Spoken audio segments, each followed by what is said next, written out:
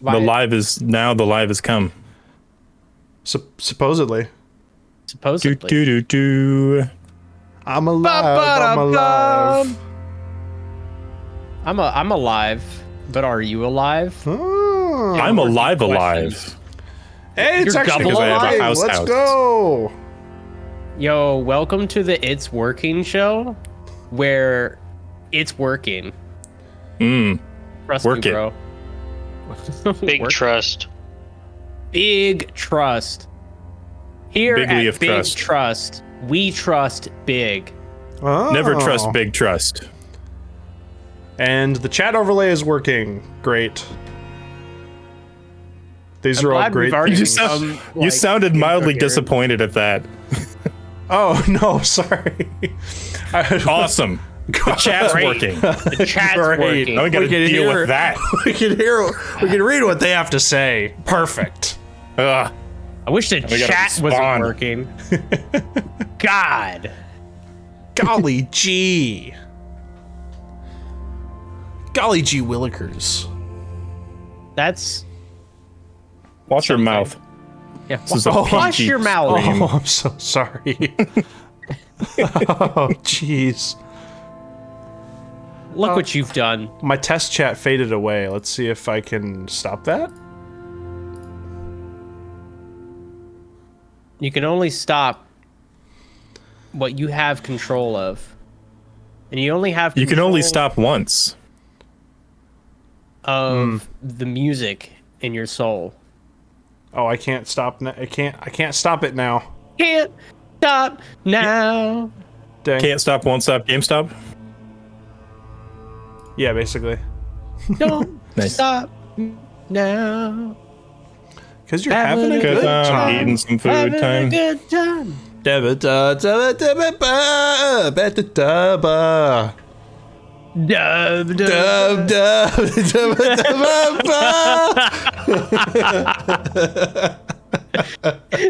Just instantly degrading. Queen was a cultural touchstone. Yeah. Oh yeah. I dread the day when I mention Queen to my theoretical grandchildren, and they're just like, Grandpa, that's old music, or Grandma, however I identify when I'm that many years old. That's old. They're like, what? Like they're like, what's that? What's Queen? I heard music? they died around the time you were alive. You know, Yeah, Yeah. it's crazy. the Queen. The Queen. The Queen Elizabeth. I see. I get what you're saying now. Did you pick up what I'm putting down? Yeah. The Queen was the Queen when Queen was Queen. So I'm not having a good time. Goodness. I guess we got 7 more minutes to fill. I traditionally. know. And what? How about how that does- storm? How's the weather, guys? How's Not great. You know, it's Really really bad. stormy. Yeah. My power got knocked out. Dang. 3 out of already. 4 agree that 3 out of 4 weather bad. powers agree. I was gonna say in the Midwest here, it's totally great. It's actually perfect weather. It's like 82 degrees. Thanks for sending us all your Yeah, thanks. crappy weather, Jake. Thanks for rubbing it in. Yeah. problem. How insensitive. I know. Yeah. That's the most insensitive thing that's been said this entire evening so far, for sure. I don't know what you mean. Yeah. So if the 3 East Coasters go down, if suddenly they're gone from the call, it's because a storm blew them away. If I go out first, It's gonna be then- recaps with Jake. Yep. Yeah. I Jake, was you like, gotta carry the stream if we all die. there was a part of me that was like tempted to be like I don't know, I could step up and just stream The Witcher by myself while everyone else enjoys their storms. yo, I'm a casual storm Witcher? enjoyer. That's true. I go Which outside Witcher? for a little time when there's a tornado. There you go. The Witcher Yo. 3. I haven't played the first 2. I just I skipped am to the slowly one that they working say through is the the first best one. You're slowly working your way through the first one? Yeah, it's very clunky. And it, like, yeah. Even the third one's kind of clunky. And it's the newest one. But it's super fun. I'm loving it. Like, the combat isn't very, like, skillful. Like, it kind of is. Like, it's kind of like a rock, paper, scissors situation. But outside of that, there wasn't a crazy amount to it. Which led to me, like, during the first boss fight, it took me, like, 7 or 8 tries, and I only got lucky because I had an NPC who kept dying, like, immediately, and you're supposed to try and keep her alive, but, like, there's, like, 7 wolves, and you can't kill them all immediately. But on that time I did beat it, she basically, like, crit the boss, and the boss, like, one-shot the boss wolf, and while I was killing, like, the 3 ad wolves. And that was, like, my triumphant victory. Nice.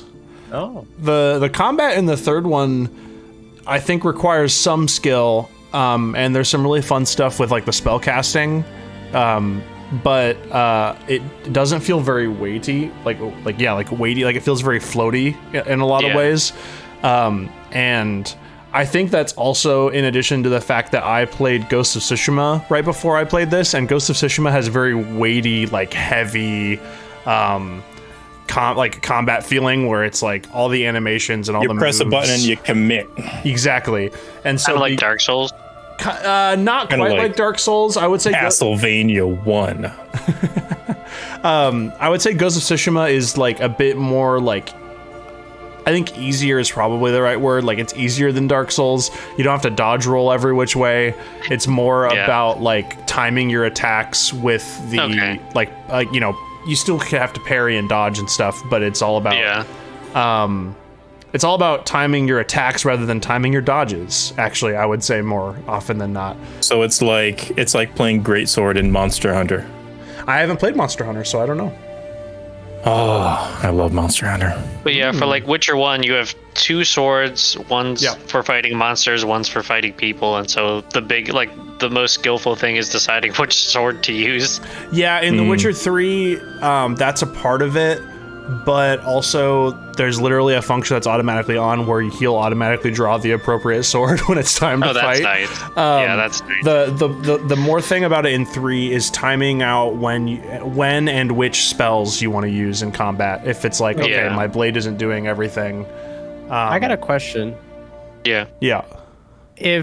If you pulled out your monster sword, right, like you're fighting some humanoid thing and you pull out your monster sword, but it's somewhat sentient, does it take offense? Is it like, whoa, you're gonna use a silver sword to kill me? That's effed up, bro.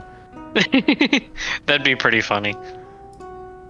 I updated the stream. I'm a person too. I updated the stream. The Audacity update to get rid of the exclamation point things because I forgot that they won't work because Josh isn't here to make them work. He's got like a thing that... Yeah, it's a bot. I thought that was just like a bot that titles. No, I think it's connected to his computer somehow. Okay, well, they're not as important for this stream or the next. Correct. I'm connected to your computer somehow. I'm important to this stream. No, I'm not. Yeah, yes, you are. No. Not Shut up. No, I'm terrible. Guys, I'm terrible. I'm just the worst. Oh, man. Wash pouting. Everybody get in the car. We're driving over to Wash's house to go beat him up. So that way he knows we love him. Yeah. Maybe I need some circus peanuts and a Diet Coke. I don't know. Oh, that's very specific. Do you have circus peanuts and a Diet Coke in your house? I don't. That sounds actually terrible. Those are 2 things that I actually hate. I don't know why they came to the top of my head. You don't like either of They those? sound like ingredients for a headache, honestly. I don't know why. Yeah. I enjoy both of those things. Huh. Lots of sugar and aspartame. I've been drinking Coke Zero Sugar, but I don't like the aspartame in Diet Coke. Makes me feel weird. Interesting. I feel weird sometimes. This has been Bodily Functions with Wash. Oh. And you just don't like peanuts?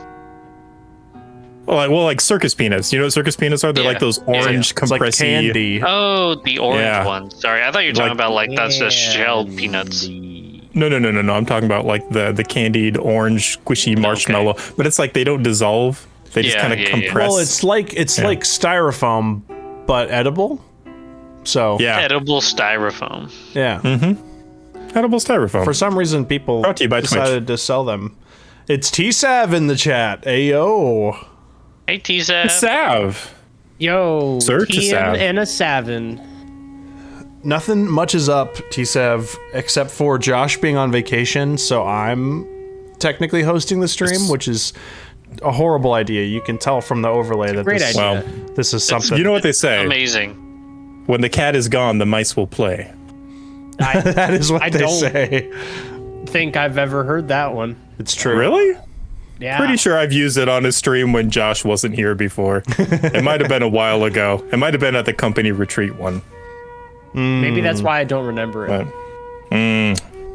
Maybe. Because I'm actually secretly Josh. Oh no! Takes off the face. mask. There it is. It's Mission Impossible. It wasn't that my lighting was off and bad. It was Josh the whole time. Josh the whole time. Thanks for keeping up with the story, T-Sav. We're excited to see where it goes to. In fact, that's actually leading into us maybe sort of kind of starting the stream. So T-Sav, have you heard of a new character that's joined the party called Fuzzy Bum? No! It was said at the table. It's canon now. This is not the table. This is some other table. What happens in the tavern stays. Exactly. No, Wash needs to play yet another character during the finale. It'll be each of us playing one, and then Wash juggling like 4 characters. 3 characters minimum.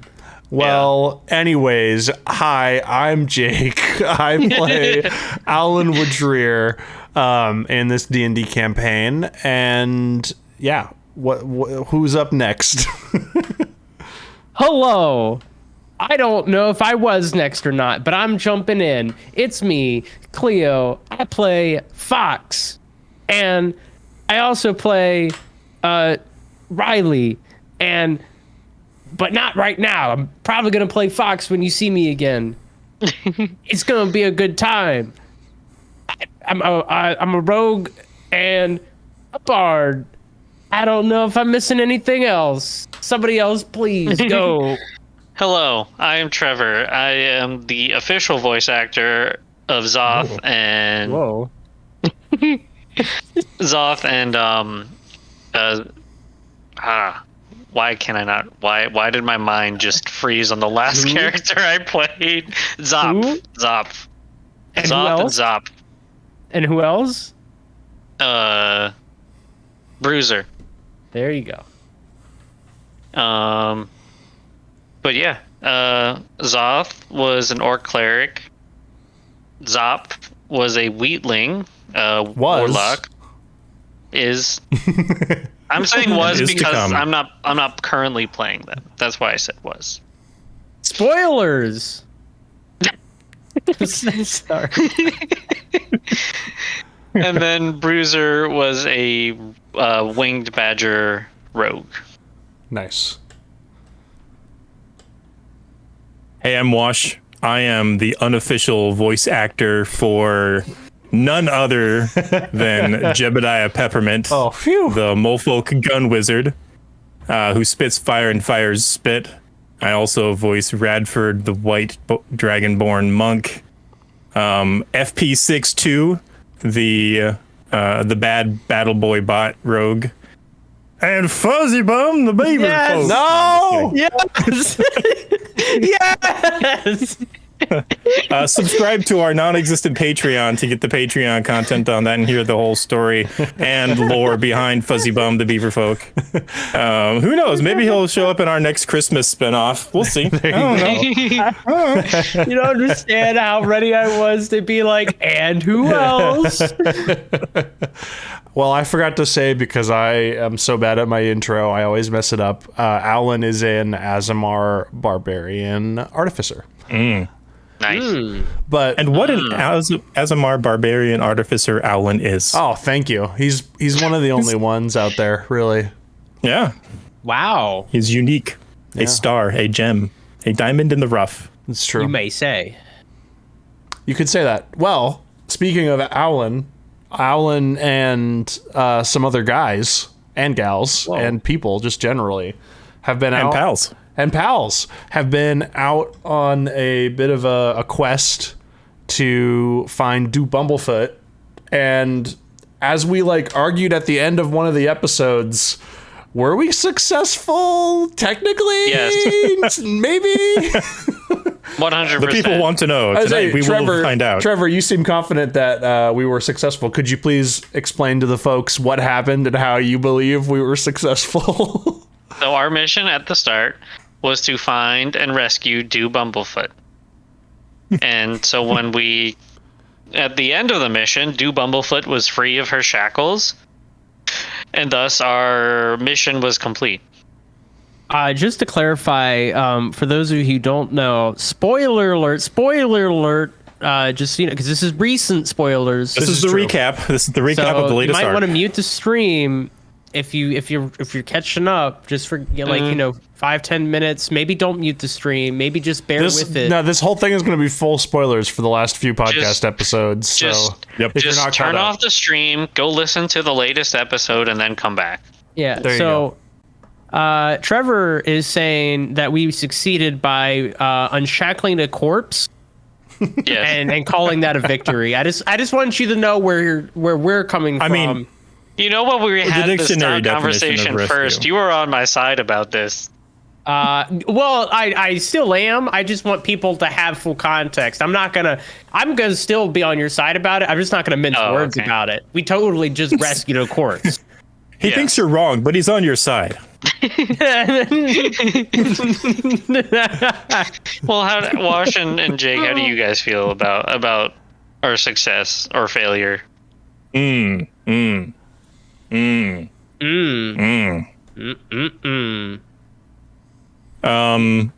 what? Yeah, rescuing is pulling somebody from and saving somebody from a dangerous situation, and that did not happen. We retrieved Do Bumblefoot. We did not rescue her, in my opinion. I think... Oh, yep, go ahead. I think, I think after this arc's done, there's a post-credit scene where we're long gone, and Gravelous just walks up to where they were and notices, the obvious reek of death and been like, ah, shit. That's it. Do you guys remember Gravelous, right? I don't. Was Gravelous the scorpion? Oh no, Gravelous was the Hemetician monk or cleric, or something like that. Yeah. Oh. He was just the guy you interviewed, and he was just like, I just want to find my friend. Oh yeah. And he's gonna show. And my headcanon is that the second he was rejected, he just went on his own. Very slowly. Don't give Josh ideas, because Gravelous is going to get possessed by the aboleths once he showed up, and he's going to throw him against us. And Josh is in the chat, I saw. So oh no, be careful. He's taking notes. Rub that out. Yeah. Josh, can you edit this part out so Josh doesn't see it? Josh, can you do a mind wipe on yourself for the last 45 seconds? Thanks. Appreciate that. Thanks. Yeah. Sorry. Go. You haven't. We'll call the MIB. Yet. We'll get those little flash gizmos. Yeah. Flash gizmos. Flash gizmos. That sounds like such flash a gizmo in the 24th century. What are they? I don't know the name of them. Give me one of them flash gizmos. It's a neuralizer. There we go. Okay. Well, I think that in the overall objective of getting the stuff that we need for the cataclysmic ritual, which is the overall goal, we were successful because obviously, spoilers, as we said, Do Bumblefoot was dead once we got there, but Do Bumblefoot was very smart and basically led us to where she hid the instructions and materials for her part of the ritual. Her secret party stash. Exactly. So in that way we were successful. However, if if it was going to be worse than that, like if there was no way to get that stuff, or if we didn't find it, that would have been catastrophic failure, I think. And Alan would have taken that extremely badly. Like that would have been soul crushing. So the fact that we were able to follow Dew's spirit essentially and find that stuff pretty much is the success there. But yeah, crazy. That's the first time that that's happened. And I'm sure obviously narratively by Josh, that was an intentional thing of like, oh, this can happen where you just don't get there in time.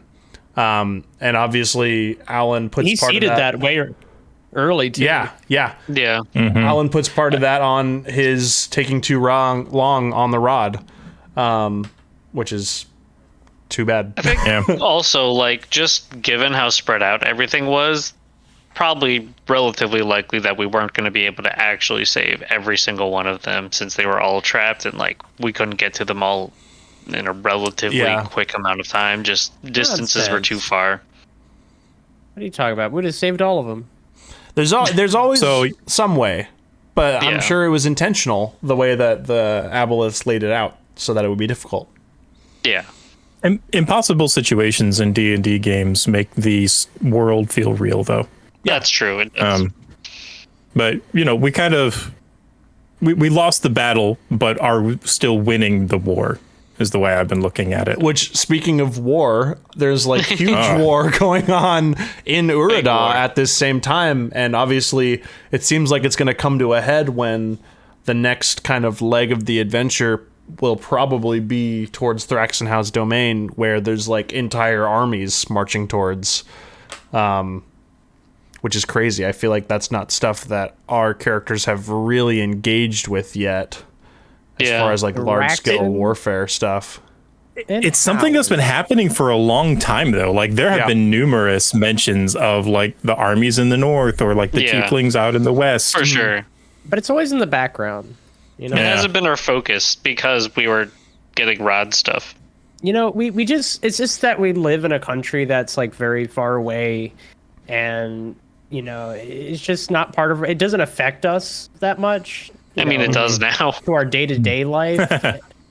And so it's just like a fun little read. Yeah. But we're gonna get thrown into the war zone. I think that's very possible. And we're gonna have to fight a battle royale versus 150 other people. Fortnite, yeah, we're actually gonna play. Radford can take them. Yeah, Radford versus well, the I was Apolis. actually specifically referencing Warzone. You know, like well, you should. It's a Warzone. Sure, yeah. But you just went with Fortnite. Fortnite. I mean, it's close enough. Battle I Pass. Yeah. Well, as far as the stuff that's happened the last couple weeks, I don't know if we just want to like talk about, like, we don't, not everyone has to answer, but like what was everyone's like most fun part of the last 3-4, I don't remember how many weeks it was exactly, but of the last little mini arc. I think for me, it was probably now I feel terrible because I don't remember the name, but the shopkeep NPC at the end of like the first or second session. Oh, you mean Lenny? Well, Lenny, the shopkeeper who runs the inn. No. Talking about the guy we found in the desert? Yeah, in the desert. Oh, sunburn dude. Yeah, that was hilarious. Dr. Dewey. That was really Dr. funny. Dewey was also up there. Dewey so was maybe really, was classic. Generally funny, memorable NPCs. Duffin. Yeah, old man Duffin. So funny NPCs were a big part of this, especially I would say before we got into the actual jungle. But that was just so fun. Interacting with memorable characters makes like any part of a D&D session or campaign just like really like you walk away from that session laughing and just smiling and just like, yeah, that was great. You know, like when you kind of have an interaction with an NPC like that. There's nothing he can't get you. Duffin. That's what stuff like that. It was great. Duffin the McGuffin. Oh, got to collect all 7 Duffins to save the world. Exactly. Yeah. All of his tents. I think so. One of my favorite moments. I guess it wasn't like a specific moment, but it was when we talked. What was it? The Scorpion guy. Yeah. Like to kind of come with us for a little bit. Then he like goes out in this blaze of glory, and Riley brings him back. He's like, "Yes, an honorable death." That was great. And then I'm just like, now that you've had your honorable death, you want to come with us? Like, exactly. It's perfect. Yeah. I thought you that was died. You get to be alive again, and you get to help me now that you've died. Great time. It was a great time. That was great. I'd say that's probably my favorite as well. Just we did also jump off another cliff. Forcing the that was my favorite part. How do we keep doing this? All right. I don't know, but it's something about it makes it very suspenseful and climactic. And can I put my aluminum hat on? All right. Yeah. Just solid aluminum, not aluminum foil. It's just a big pot. Yeah. Josh is the common denominator. I'm just saying. Aren't we common denominators? Well, you gotta understand. It's almost like there's like 5 variables that are all consistent. Yeah, but think about it. Who's in control of the areas we go to? Right? Like we don't morph the geology. The DM does. Geography. Yeah. Same thing. One is the study of like location, and the other one is the study of tomato rocks. turnip. That's fair. Fine. Pass. Hey, cliffs are made of rocks. Okay. I think Josh likes. And they're at a location. Oh, okay. Although I think Josh likes very cinematic and very like anime like fights, and adding something dynamic like height and falling and things like that. I think adds to that feeling and adds to like the ticking clock and adds to all of that stuff. So I think that trope is probably a bit intentional, a bit not intentional in that way.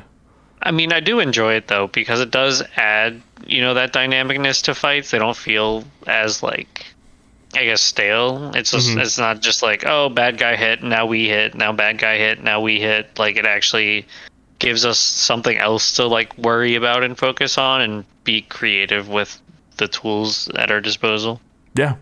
I'll be creative with I'm not going to say what I was going to say because with the tools at your disposal being acting and voices and mannerisms. Good job, you.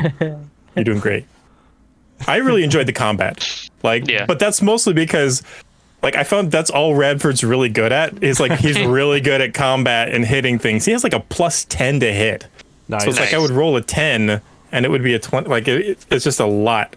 But then like the rest of his skills are kind of trash, except for like helping people with shoes and giving them temporary hit points from cookies, which admittedly is like, fun and characteristic, but he's definitely not the skill monkey that FP was or like the utility caster like Jeb was. Hey, I just appreciate having my shoes still functional. I mean, I think we all do. It's where you contact the ground. That's the things you need to invest in. I say, so Josh just added in the chat, he likes adding verticality to raise the stakes and make sure we won't fall. But then what happens is we always fall. I think at this point you're enabling us. All right. If I had a nickel for every time we jumped off a cliff, I'd only have 2 nickels, but it's weird that it happened twice. You're 2?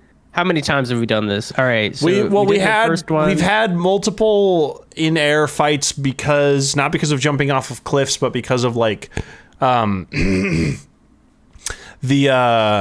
robots, the Makar battle. Running up the cliffs. The Makar battle. We just started flying because of anti-gravity stuff, spells, whatnot. Now, the robots in Gaim, the scout bots that we fought. Oh, that was a really good one. Yeah. And where Zoth died. We were going up, not down during. No, that wasn't a good one. I thought some people were going down. Well, Alan eventually had to go down because he was holding on to the leg of one, and then he ripped the leg off, and then he fell down. Wouldn't that be considering falling off? Yeah, I said a cliff specifically. Well, I mean, but the sides of the town are cliff. Yeah. I thought it was just like a roadway he fell off, like a bridge. Well, that's what he fell on. The sides of a bridge not be cliff-like? Yeah.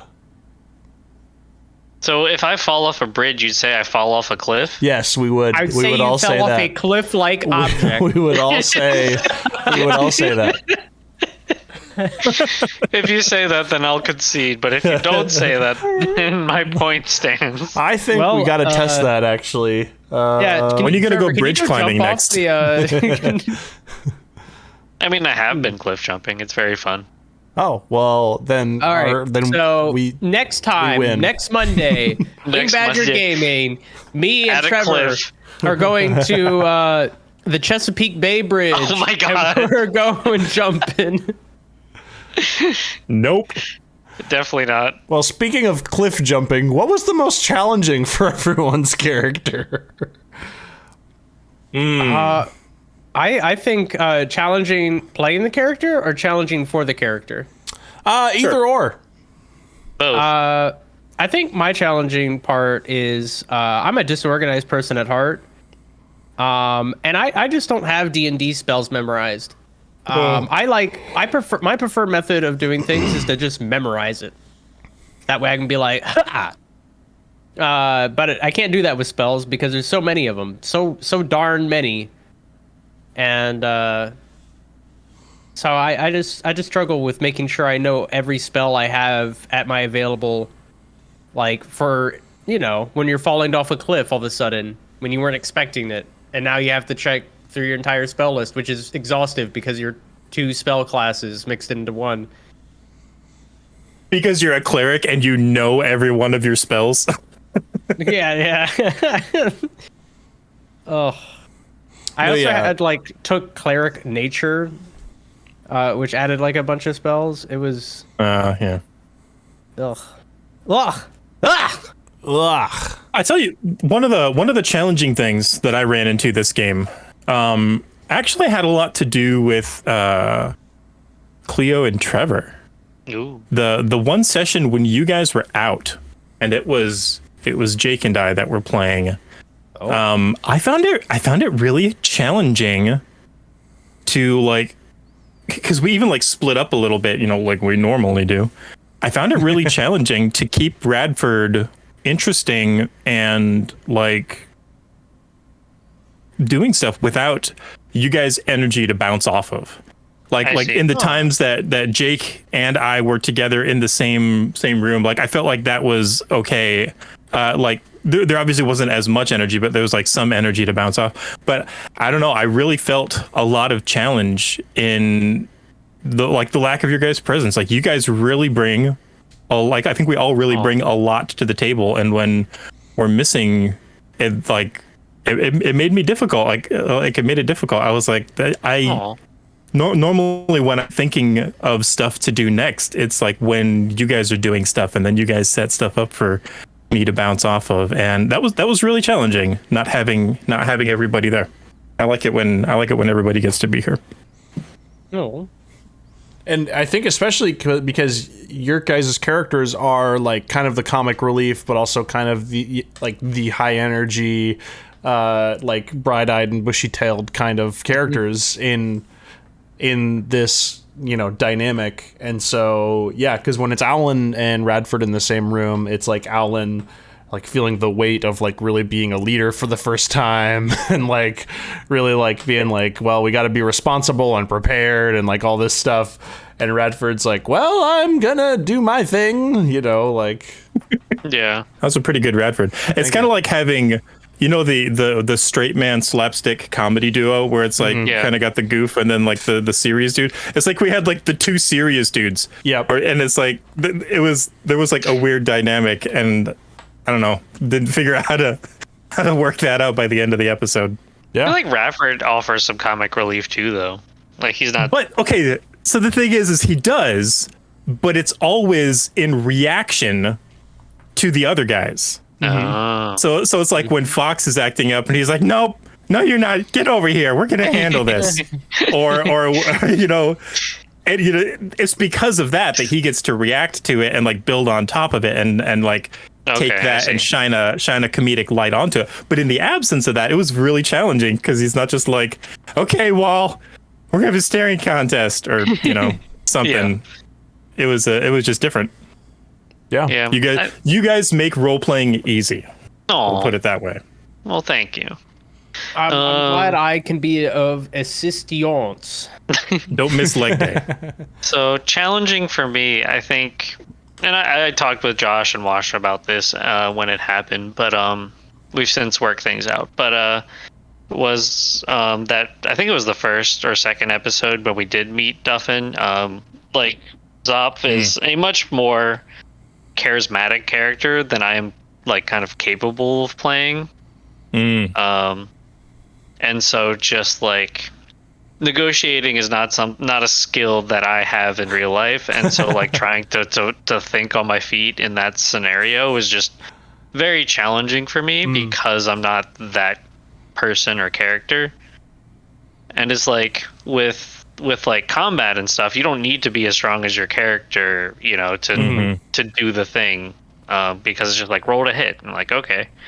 But it's not just roll to have interaction with character, Yeah. That's the trick with the mental stats, intelligence, wisdom, and charisma. Because sometimes you're playing a character that's wise and you're not, or charismatic and you're not, or even intelligent and you're not. It's definitely one of those things where I feel like it's a lot harder to go one way over the other, right? Yeah. Though I don't think it's necessarily easier. Like if you consider yourself, one thing or the other, naturally good at one of the stats, I still think it's really hard to like pretend you're not. Yeah. Sure. Yeah. I think that all plays into kind of like an overarching thing of like, D&D is supposed to be role playing, and yet role playing is really difficult when it's like something that's not like if an aspect of a character is like not inspired by something about you at all. Because like I think sometimes it's really easy to like role play parts of Alan where like Alan's very analytical and there's a part of me that's very analytical, and so I can just like lean into that and make it kind of like over the top. But then it's like, okay, cool, yeah, I'm leaning into that. But then there's other aspects where it's like that's not very much like me necessarily. But yeah, when it's like, okay, this character's like a smooth talker, gonna like barter for this thing, and it's like how yeah that's tough. And I think that like kind of goes into like the improv skills that are kind of like a big part of D&D, especially D&D for an audience like we're doing. It's just super interesting. It's so difficult, like it's kind of fun also to go outside your comfort zone and do stuff like that. It's like very intentional. Like it's like it's a good challenge, and it helps me think in ways I don't usually think, but just like in that moment it was challenging. Yeah, for sure. I do remember in the moment when it was like, I'm gonna give it you for this price, and then your character was like, no, you won't, and it's like, what? That's just funny. I think for me / Owlin, for Owlin, it was like the whole like I'm a leader now aspect, like that he felt the weight of that very heavily, like being kind of burdened with making the decisions and being in charge of like how prepared they needed to be, and that's like a heavy weight. And I don't think even after all of this, I don't think he feels as though he's earned it or that he's comfortable with it yet. Because, in a large way, like in an overarching way, this was a success, but there was a lot of stumbles along the way. He still feels pretty bad about being too late to do Bumblefoot when she was alive. And he also feels pretty bad about falling for the trick of the supposed acolyte of was it? It's not Zinir. Zinir. Yeah, it was Zinir. Yeah. And not asking any questions and just going just going along with it, and then getting into that falling from a cliff fight. Yeah. And he's trying to take those lessons and learn from them, like as like a an analytical person should and would. But he's still not feeling fully comfortable with that leadership aspect, and I think that growing fully into that might be still like his next step in the next arc. But as far as me goes, there was just that funny thing at the end where I forgot that Alan knew that Jeb was alive and okay. So it was just funny for me to be like, oh, this thing that I was thinking about the whole time wasn't true. But I think it still played into the role play pretty well. But there are funny things that, like, if you think about like Alan saying this really vague thing about his friends being gone, you're like, wait, he knows that they're fine. But it is what it is. Like, it's fine. But those were probably my things. Repressed thoughts. He had a lot on his mind. Yeah. Totally. So yeah, what speaking of like where our characters are and stuff, what journeys do you guys feel like your characters are on right now? And even if it's a character that maybe you won't be revisiting right away again, what do you feel like that arc was generally in this arc? So, because obviously Zopf and Riley, this was kind of their whole yeah. Let me pull up that story circle again to refresh. I think for Riley, it was a very simple idea of this is her chance to like go out and explore a bit, just be adventurous, join a crusade. It's gonna be fun, and things getting a little bit more serious at the end there. And I'm not sure if she fully internalized that. I still think she's part of that, like, well, that was interesting, without fully thinking about the gravity of what she got herself involved with. Up until the very end there, where it all kind of just smacked her in the face, like, you can't run away from this. They've seen your face. You will forever be running for your life until this is solved. Like, Gabe adventuring the old college try, and it just didn't pan out the way you thought it would. Exactly. So I think for Zopf, this whole arc kind of felt like its own complete circle. But obviously there's a bigger one. You can make the case for the larger one at play. But yeah, him and Riley were comfortable in their village. Then they're sent by Andromeda on this quest to help out. So that's like sort of their need or desire. So they go on this journey, and they complete the mission of saving due quotes, and getting the materials needed, and then returning back and sort of changing their worldview and world about it, because he now has this new employment and he's got to learn a new city, and so he's sort of like adapting to this new situation he's been put in, because they were just at their village and then all of a sudden this world altering event stuff is happening, so it's very, very drastic in their eyes. I think for Radford, he hasn't had much story circle movement, because this has kind of been like the thing he needs is Owlin, and Owlin can't help him until Owlin's thing is done first. So he's kind of stuck in phase 2 of needing something, and there's been a little bit of something that I've been having to learn with Radford is how to play a not primary character. Someone who is not one of the founders. Like how did we play over a year as the original characters before everybody kind of split up at Gaim? And then all of a sudden I have to swap to a character that is like on the payroll, is not a leader. And there was like times where I feel like I got a little bossy, not in a bad way, but just like in a Jeb way, because he had the right to kind of chip in. And so transitioning from that into a supporting role was like a little bit of a challenge. But that's kind of like where Radford has been this whole arc, is just ensuring the success of this mission so that Owlin will still come and help him with what he needs. Yeah.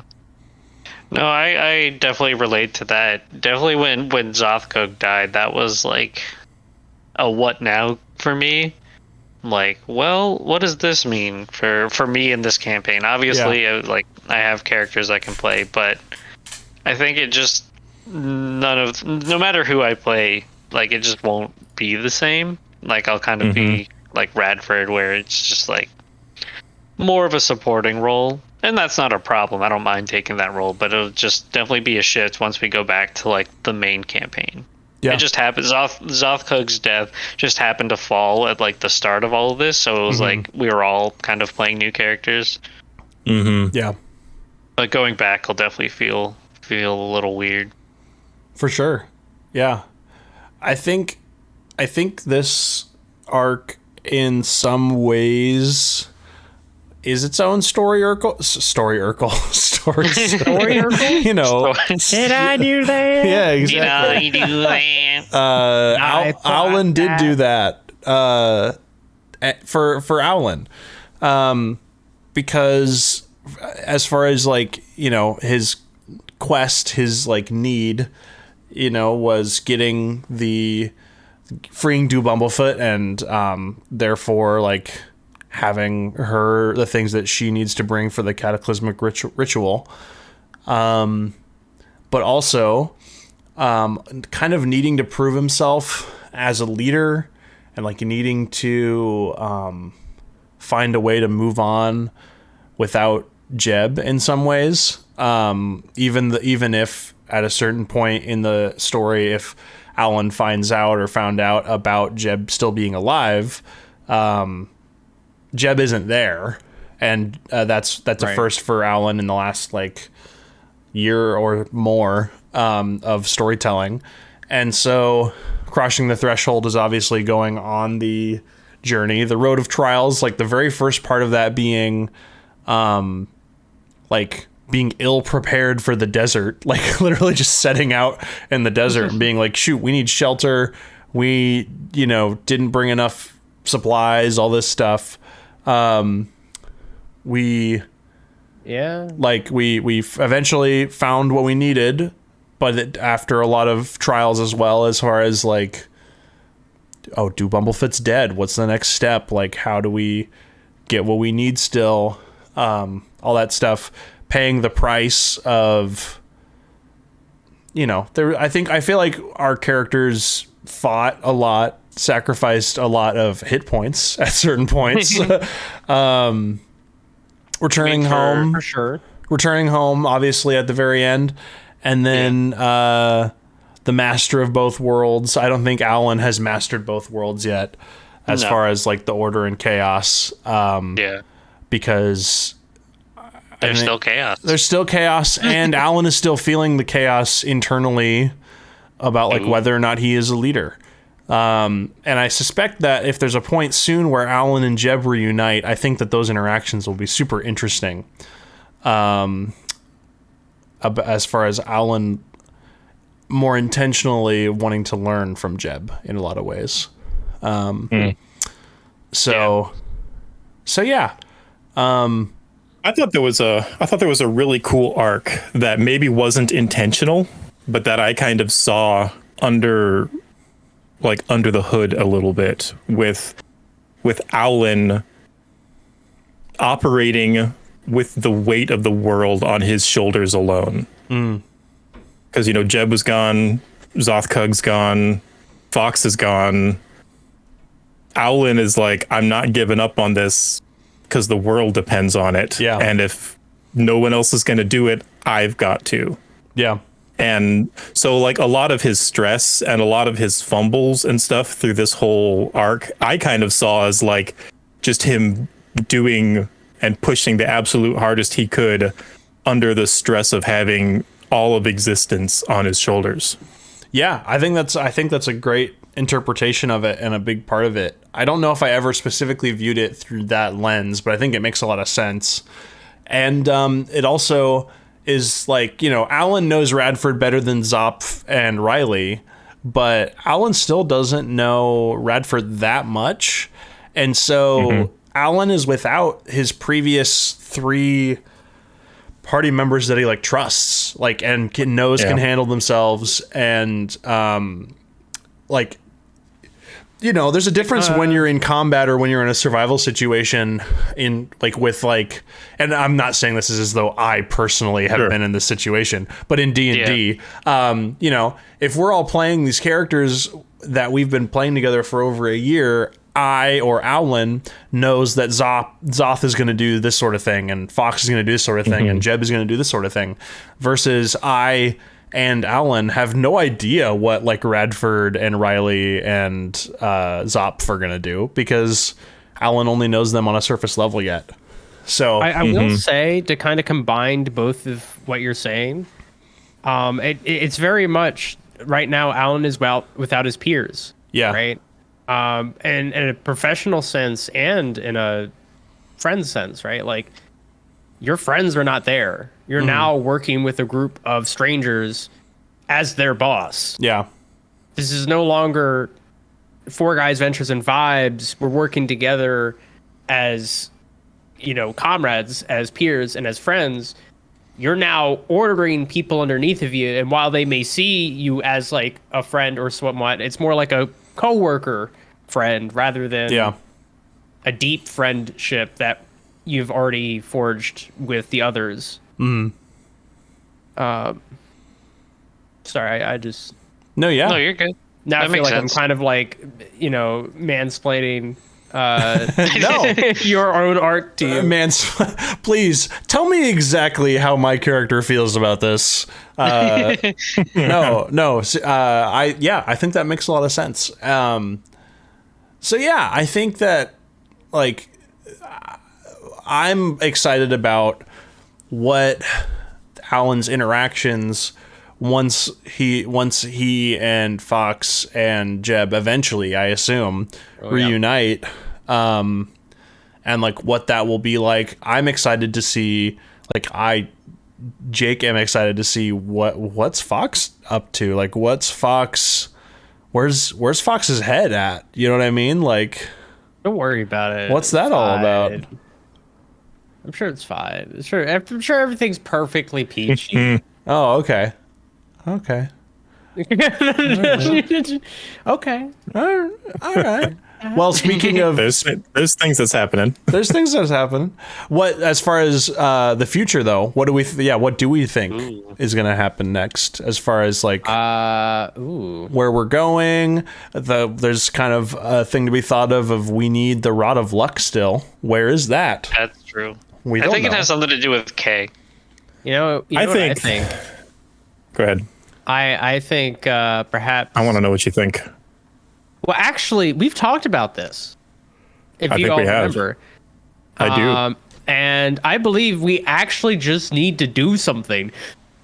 Josh has hinted that there is a specific thing that needs to happen, but we have no idea what it is. I guarantee you, it's like rolling 3 nat 20s in a row or something. Yeah, something like that. Or like rolling a nat 20 at disadvantage, like double 20s or something. Yeah. So it's got to be like something like that, but on a grander sense, right? Like, or on a bigger scale, it has to be somewhere, right? The way we need to get the Rod of Luck is Fuzzy Bum, the Beaverkin Paladin, is going to be. I'm going to build him out as a luck farming, like a crit farming paladin, so that we can just like get into a bunch of combat and just farm those crits out, and there we go, Rod of Luck. That is just easy peasy. 4 skill checks at every corner. That's right. Just be a halfling with take the lucky feat, and then there you go. be, what is it, a divination wizard? A portent wizard. Oh yeah, divination wizard, because it has the portent thing. Can I roll perception to find the eggs at breakfast? We'll just go and kill a whole lot of chickens. He's going to give us a disadvantage eventually because he's going to get so frustrated with us asking these stupid perception checks. And then that's when we'll do it. That will give us more rolls, and the more rolls equals more chances. See, big brain. So this kind of metagaming is something that I assume Josh frowns upon. However, it's I was once in a campaign in high school where that kind of stuff was actually smiled upon a little bit, where we created a school of, or a deity of Gygax, and then we created like a type of cleric around it. It was a homebrew thing where it was all like all of the clerics like skills and things were very metagamey. It was very fun. I like it. Proficiency in a 10-foot pole. Yeah, exactly. And we did like the bit about a character that was playing a cleric of Gygax is that they would like be talking about things like the dice and the character sheets and the stats, and the other characters would be like, "What are you on about? Like, what are you talking about?" Conspiracy theory. But yeah, I wonder if there has to be some sort of lead. Or like, because if the Rod of Luck isn't, wait, Josh in the chat just said, statistically, the likelihood of deadly encounters increases proportionally to the amount of metagaming. So it's a risk we have to take to get the luck rod. Cleo, it's time to go for another walk. Caption, the closed captions for that episode is just going to be Josh saying, adding a D6 for the passage of time. Yeah, no. Adding a D6 for the passage of time. Who are we, the Flash? Why is time moving so fast? No, he just starts doing it literally every second. It's from all the perception checks. It's like, yeah, we're just going to hang out an hour and do another perception check. We got 24 hours in a day. What do I see? Well, for every what else do I see? In-game round, I'll be adding a die to go for the passage of time. It's just like, so an hour. That's 1, 2, 3, 4, 5, 6, 7, 8, 9, 10. Okay. In initiative. So if it is a mechanic thing, then that's a little weird, because that means that we could get to the end of the game without it happening. I don't think it's purely a mechanics thing. I think a mechanic thing to that could trigger point, it. What is the alternative though? Because it's like, if I remember correctly, he said there was like a condition, or something like it was like either a lucky person or like a lucky event, like a lucky thing needed to happen. A condition needed. So what would be the alternative? If I were a super smart DM that had really cool plans and thoughts and things, what if it's something to do? Oh, sorry. Go ahead. Well, I would make it. It's like, wow, if you're able to get all of the other parts of the cataclysmic ritual together, you're pretty lucky. So here you go. Here's the Rod of Luck. Fair. That's fair. I was gonna say, against all odds. What if it's like percentile? Like every time he's had us do like a percentile roll. Not very often. That isn't very often. That's true. That rolls back into mechanics, though. Yeah, and I definitely think there's a non-mechanics way to get it done, because there has to be, right? I think it's something to do with K. Like, it has to be, right? Is K all about luck? I feel like K is all about vibes. K is all about vibes, but you'd be pretty lucky to find them by accident. I was gonna say, are vibes lucky? Or are... But like, he's outside of the Rod of Luck, he's the last avatar we need. So at least if we go searching for him, the vibes we felt along the way. I mean, we could also just go to a casino and find the luckiest people at a casino. Yeah, just you know, and be like, "Hey, do you have a rod?" And they'd be like, "Ooh, what are you asking me about?" And you know, Jeb does have a gambling problem that we haven't touched on since like the first three, and I believe his background is gambler. Well, Jeb's gambling problem shows up in funny ways later on, like with the Minecraft races and stuff. Yeah, but we had to learn how betting works. Yeah, it was good enough. Time to roll the dice. If the Rod of Luck were to show up during any of our games, it probably should have been that one. True, I agree. Minecraft racing. Yeah. What? So speaking of the rod, have we even talked about like what the rod will do when we join it all together? Like, is it powerful? How many pieces are there? 7. 7. Oh, so it'll make a sphere. Well, yeah, but like how do you like for all of us who have attuned to stuff, when we put it all together, we're all going to be still like attuned? Does someone have to attune to the rod itself? We're all going to go like this, right? What does it do? Be like, we're going to launch it. Oh, what was it? Hold on. I would think you'd probably need to reattune to like the whole thing as an entity. The King of Udril, I'm telling you, had some experience with combining 2 pieces of the Rod of 7 parts. But he said it was unsuccessful. Yeah, because it was like cataclysmic, and like the only reason that he survived it was because of his fortitude and because he was attuned to the Rod of Constitution. Huh. Yeah. Like it was huge. Huge. But that just makes me wonder, like, because the rod isn't a part of the cataclysmic I thought it was ritual, right? Well, that's the whole point, is that it's a big part of it, I think. Yeah, I thought it was a part of it. I'm pretty sure it's not. Well, then why are we doing this whole thing? Well, we had to debate whether or not we were going to try to go for the spell or we were going to try and go for the Rod of 7 parts to aid in fighting against it. I thought they were both needed. I thought we needed both the rod and the pieces of the ritual. The rod is needed to cast the incantation. There we go. For the ritual. It's a component for the ritual. Yeah. Okay. There's a link to the cataclysmic ritual right there. However, my email doesn't have access, it seems, to some of the links. So it's like no access, hid the incantation to the Book of Exalted Deeds. On a page only no access can turn to. I need to log in, I think, in order for it to work, actually. Time for you to get access. I think it'll kind of be like a Guardians of the Galaxy thing, where it's like everyone has to like essentially be united, and then. Are you saying we're all gonna have to dance while holding hands? Yeah, exactly. The bad guy. Yeah. Dance off to save the world. Yep. I mean, that's something. And so it's like we'll all like share the burden of the rod together and whatnot. And whatnot. Yeah. And who knows what else is required?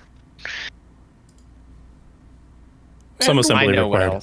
And what not? I got him! Got him!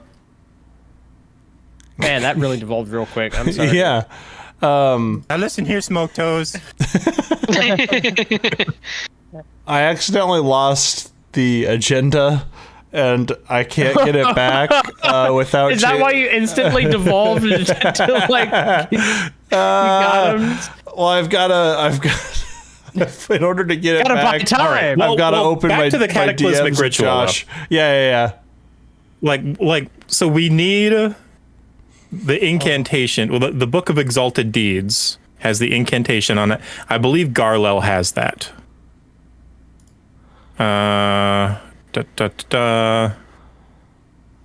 Somebody knows how to forge the Rod of 7 parts back into a hole long enough to cast the incantation. Also, we've got no access there, so I don't know who that is. Yeah, okay. Even though I've logged in, I still don't have access. Somebody else knows the spell components. So that's Bumblefoot knows the spell components. Which, hey, looking forward to hearing Fox's saxophone tying it all together at the end there. Oh yeah. Who would have? That's going to be awesome. Oh, hey, I got another question too. Yeah, I got a question. A frozen dragon's tear. Is that a dragon's tear that is frozen, or is that a tear from a frozen dragon? Who knows? Probably a dragon's tear that's frozen is my guess. No, I think it's both. Draxenhow is a white dragon. I think it's both. It's probably a tear from Thraxenhow himself. I think it's cubed. Cubed? Yes. Frozen dragon's tear cubed. Frozen? Because a frozen dragon produces a frozen dragon tear. Yeah. A frozen dragon produces a a frozen dragon tear, which is then frozen. And you know what? Canonically, did it already come out frozen? The same universe as Frozen. Yes. What if Thraxenhow just cries ice instead of water? Well, and how does it cry? Saves time. How does the ice? How does it drip?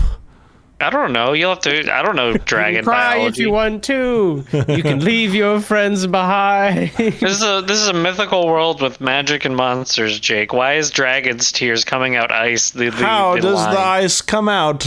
How does it do it? What's the deal with frozen dragon tears? What's the deal with hey? Okay. Hey, what's going on? Well, a beep and a bop and a beep and a bop. Garlel knows the incantation. I'm looking at my notes. Ooh. So Garlel knows the incantation. Satonia knows where it must be cast and is the only one who can consecrate the ground. Satonia is with Thraxenhow in Thraxenhow's domain. Correct. Which, yes. Josh, if you're here, by the way, would be super cool to have our what was he? It was a Dwagar cleric way back in the underground. Would be cool to have. I forget who it was, like your brother-in-law or friend or something that played that character way back in the day. It'd be Which cool character? to have. The cleric of Satonia. He was like a Dwagar cleric. Yeah, that was Steven who played him. Laredith knows the material and somatic components, so we have Laredith, and Kay is the only one who can perform it. Aha! So we need Kay. So yeah, really, hold on. So that's 4 things, but on this one, 1, 2, 3, 4, 5. There's 5. Which one am I missing? Did we talk about Dew? Yes. Oh wait. Who hit the incantation on the Book of Exalted Deeds? Wasn't that Garlo? I believe that was Garlo. Okay, but Garlo still needs the book, right? Or do we have? So do we not have the Book of Exalted Deeds? I thought we had the book. I'm confused now. We might. We need Josh here for some of this. Didn't we get the book in the tower? The Fallen Tower? Fallen Library? Maybe or not. Maybe. Or from Makar? We need Josh says we need the Book of Exalted Deeds still. Oh, we don't have it. But who knows the page that it can turn to? No access. Probably Garlo if he knows the incantation. Well, yeah. Are there other avatars that we haven't mentioned? Probably not. Yeah. Well, there's the one that's like a big moose. Zatonia? Zatonia? Yeah. Isn't Zatonia in Thraxenhow's domain? Didn't we figure that one out? Oh, shoot. Yeah, we just haven't met that one yet. Oh, I'm sorry. Yeah. Yes, the program. Sorry. Kay is the only avatar that we don't know about. Like location wise. I love that all of this is just no access for like who does what, even though I think we're supposed to know who does what. Okay. It's just that we're not allowed to know everything about them. Bear with me. I gotta use the bathroom. Okay. I will bear with you. I'll be right back. As you use the bathroom. The Book of Exalted Deeds is somewhere in Clan Tructa. We know that. That's what I mean. Unless Josh is lying. Garlo knows the page the incantation is on. Okay, so Garlo doesn't know the incantation itself, but he knows what page of the Book of Exalted Deeds the incantation is on. This is a very complicated system of... Yeah, why can't just one person do the whole thing? Right? Huh? That actually came up in game. Yeah. They were worried for one person to have. I know. They were fretful. I know. They were scared little worry babbies. Worry babbies. Why are those worry babbies making all the decisions for us? You know. Yeah. Those worry babbies. There's a component that we're missing. The Book of Exalted Deeds. No. Like the components that Dew had. She had a vial containing the venom of a sapiter, a fragment of Loden stone, a frozen dragon tear, is what we still need. But that is what we can get at Thraxenhaus. Yeah, we can get that from Thraxenhaus domain. Yeah. Yeah. Depends how with us Thraxenhaus is, though. Like, is he on our side? Is he trying to stay neutral? Although if he's harboring avatars. He's harboring avatars. Thraxenhaus on our side. I would really He probably wants to continue living in this plane. Yeah. I hope. We gotta just be like, Thraxen, how are you doing? And then he'll really like us. I feel like we'll get murdered on the spot for that. Maybe we should bring Garlo with us. Garlo's already there. Another thing. Garlo's already there. Oh, that's right. We smuggled Garlo there. We snuggled him in there. We snuggled him there with the black dog. We gave him some circus peanuts and a Diet Coke and snuck him over there. Snuggled him in. Yeah,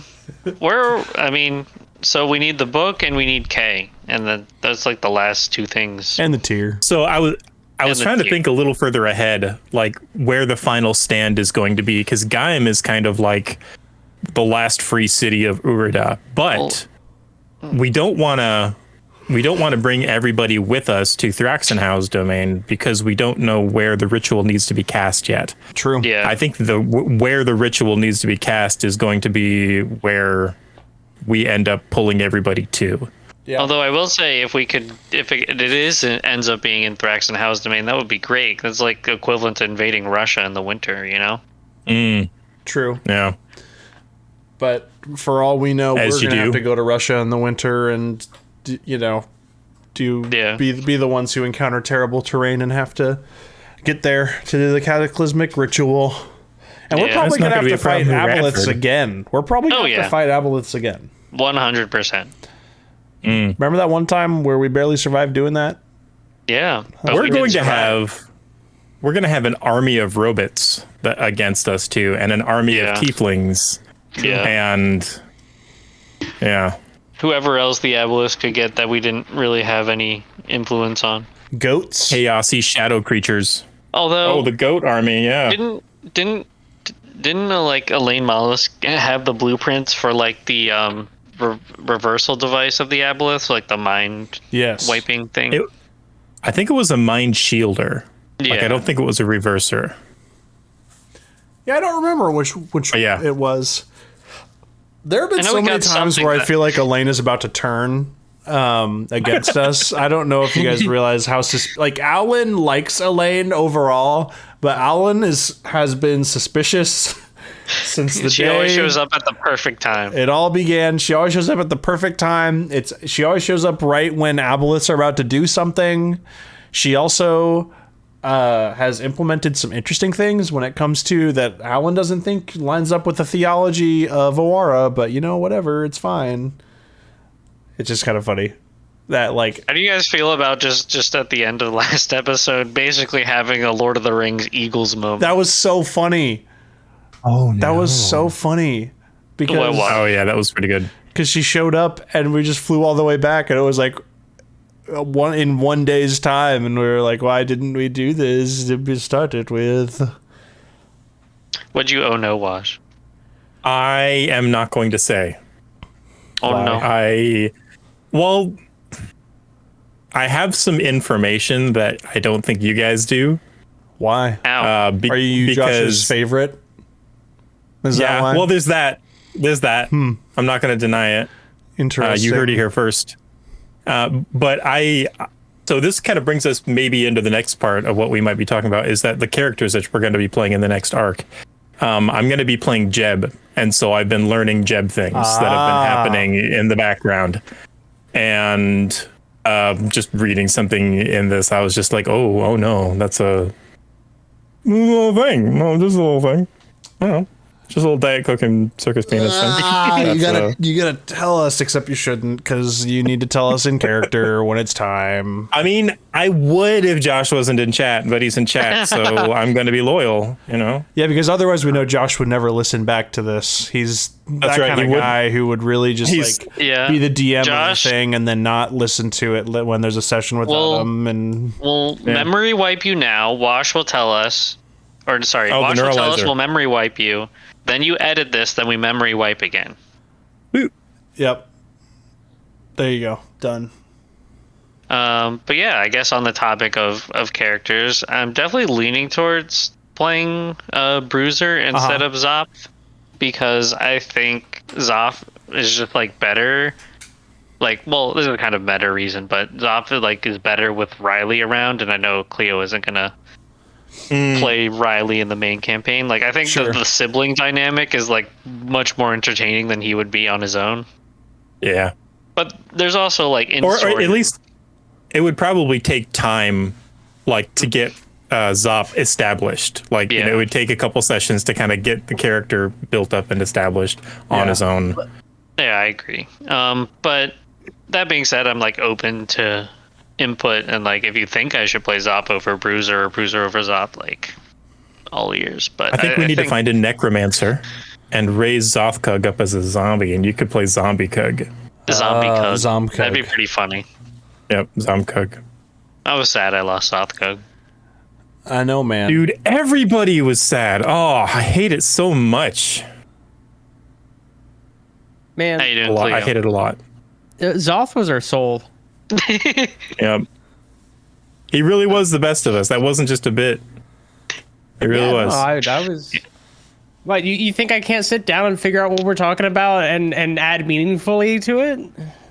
I did. You did. Chat says they almost quit watching after Zoth died. Aw. That's crazy. Who said that? Who said that in chat? I don't have it up. I don't know. Opprobriums. Okay. Well, thank you, Opprobriums. That's Belly. It's Belly. Oh, it's Belly. I forgot. The new name for the next month and a half. I appreciate that, Belly. Yeah, that was big. Yeah. It was rough. I think Bruiser will just be a better, more dynamic character to have. At least be like the main one I play. I don't know if he'd really serve as like have as much impact as a founder would, but I would say I want to know more about what Bruiser is like as a person, as opposed to just the fact that Bruiser knows people. Like, it's like, I feel like in that first arc where he was there, it was like the bit was, well, Bruiser knows a guy, and it's like, that's cool, but I don't know anything else about Bruiser. Like, I know nothing else about Bruiser. We didn't really get the sort of character development in that arc. It was just like heist. Yeah. It was all like in most heist movies. Yeah. If there was any character development, it had to be within the way that your character like spoke or interacted within that, and you had to be very like, I'm going to be really intentional about when my character speaks. It like shows things about them, you know. Yeah. But yeah, I think learning more about Bruiser would be great, and like seeing what makes him tick. Is that the character you're going to be playing then? I'm leaning towards that. As I told the other two, that I think Zoth like works better as like the duo with Riley. Like their dynamic is just better together than they would be separated. Right. And so playing Zoth like alone, I just don't think it would be as good. Plus, like in story, you know, he wants to be the record keeper, so it would make sense for him to like stay back in Gaim and work on that sort of paperwork stuff. Fair enough. It also would be handy to not have another Za character, I think, for long term, as far as like being in our constant vocabulary, as opposed to Bruiser, which is only confusing with Gunner, but I'm not going to be playing Gunner, so it's fine. Although Bruiser Gunner dynamic is also really funny. Pretty good. Well, it was just funny because they're both kind of interchangeable as far as the general vibe of them. Yeah. And I think in some ways they both were just so different, but like Gunner's character specifically looked like a Bruiser. Like visually, so it was easy to be like Bruiser, Gunner, Bruiser, you know. Like, no, I get you. It's funny. At the end of last session, when Josh was telling me to pick which character, like start thinking about that, I'm like, I think I'll do Bruiser. So I was like going through my list of characters in D&D Beyond. I'm like, wait, where is he? I forgot that Bruiser was just the nickname, because I was looking for Bruiser. But what's his real name? It's like Ferdinand. There you go. He said it. I think he said it like once or twice, but that's hilarious. Because it's like literally like Archduke Ferdinand, but slightly different. No, Cleo's right in the first name. I don't even think the second name came up. That's hilarious. I don't remember Bruiser ever talking about being called Ferdinand or real name Ferdinand. I think the first time I introduced, like went through the character intros in the stream, I probably said it. I remember it because that's funny. I think during when we not even during like an intro or anything. I think it was when we were talking about creating the character. Oh, yeah, because we did like a live session 0, I think, for that stuff because of all the new mechanics as well. But yeah, some fun things. There's a lot to learn about him, so we get to go through that whole character discovery process. That'll be great. I'm excited about that. He does have a backstory and like a reason why he's called Bruiser. That's good. That's very good. It's always good to have a backstory. Yeah, it's true. What do we Sorry, I'm bad at being like the guy who's supposed to guide us through the I can tell you're like, I'm the railroad. I'm so sorry. The weight of the stream is on your shoulders, Alan. I'm just teasing. I know. Josh asks people questions as like a part of his job. Like he has to do like interview questions and stuff. I'm always just the guy who sets up the camera and the lighting stuff. So I just get to sit there and watch the monitor while someone else asks the questions. So I'm not good at guiding conversation like this. But what do we think? You're trying to guide us, yeah. I'll stop. I won't even speak again. No. As far as like what our characters are doing next, there's obviously like a huge approaching army towards Thraxenhau's domain. How are we gonna get there? Like, what's that gonna be like? We're gonna take a Dragon L. It's gonna take one day. There you go. I think in a show of respect to recent events, I think we should develop magical nukes. There we go. And then we can have like a mental crisis about what we've done before we give that power to the people we work for, and then like maybe we shouldn't have done that, but then it's too late. And I'm referencing Oppenheimer. No, wait, really? Tell me. Are you sure? It was so hard. There's going to be one clueless person's like, man, he's going on this weird bit right now. I have no idea where it's going. Well, alternately, I think that we should kind of think about how the fact that, in our characters live in our own little world, where women are in charge, and they have all the positions of power in the world, and men are mostly kind of items to be like side by side with them, while Thraxenhau's domain is its own other world where men are in charge. And maybe we should think about like what we could learn from both societies and how sometimes power structures really do harm everyone involved, Yeah. Down with the Patriot. The real power structures were the friends we made along the way. Exactly, yes. True. That's Barbie, for those of you who don't know. Is that what that is? That one was about Barbie. Okay. So yeah. Maybe we do both. Maybe we do both in the same day, in the same weekend. We go watch both. Yeah. I am Zopnuff. Roleplay both. Oh, we roleplay both? We do both? Wow.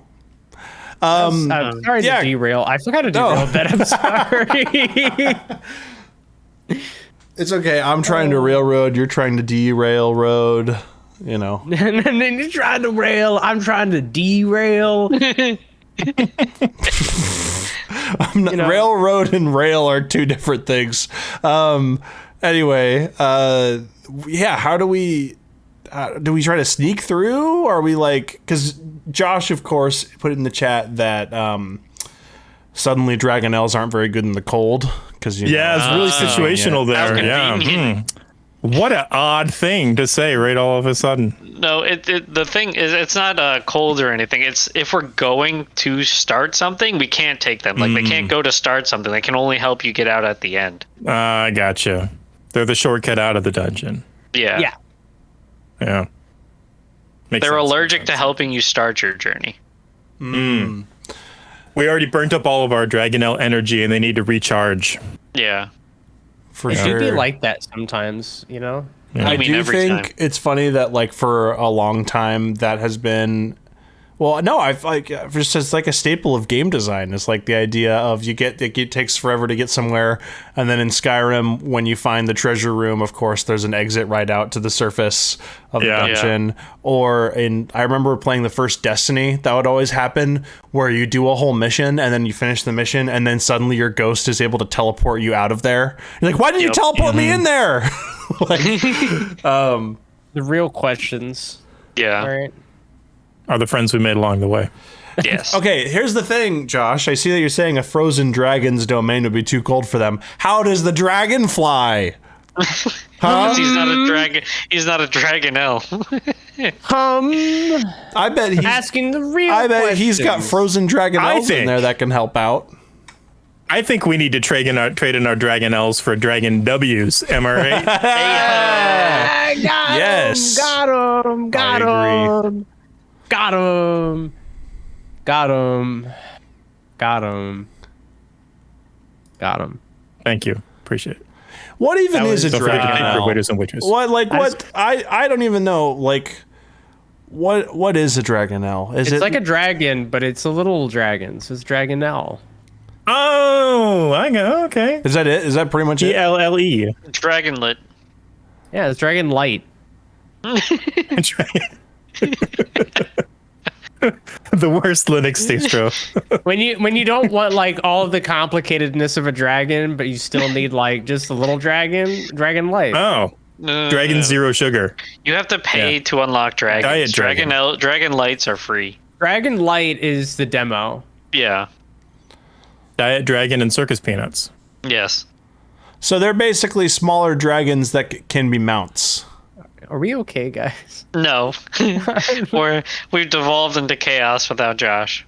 I just didn't really know that what dragon, because this whole time there's been dragonelles, and I've just been assuming that they're smaller dragons, and that basically is true, but they're just kind of like simpler.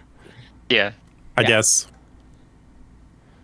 Yeah. But like not intelligent dragons. I thought that maybe they were baby dragons, but they're not. They're just a whole separate thing.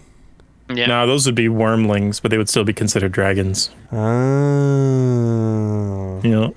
Yeah. I guess they're just That's the thing. I mean, I guess Radford's technically, dragon-born, so that would be like a dragon that's not a dragon. So he's like another side dragon thing.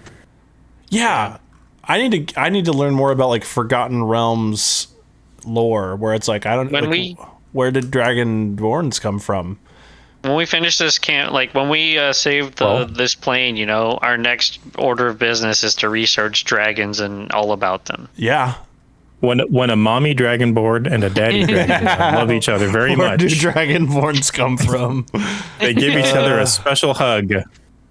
Oh, that's very sweet. That's very nice. Mm-hmm. Now I know. Now you know. Thanks, Dad. Now you know.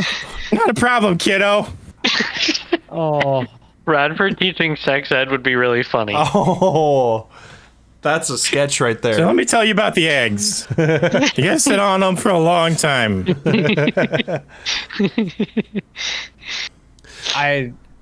We really went off the rails. I'm just gonna put that. And we still have 40 minutes to kill. Are you guys all It's leveled me. up? I'm 40 minutes. Please do it now.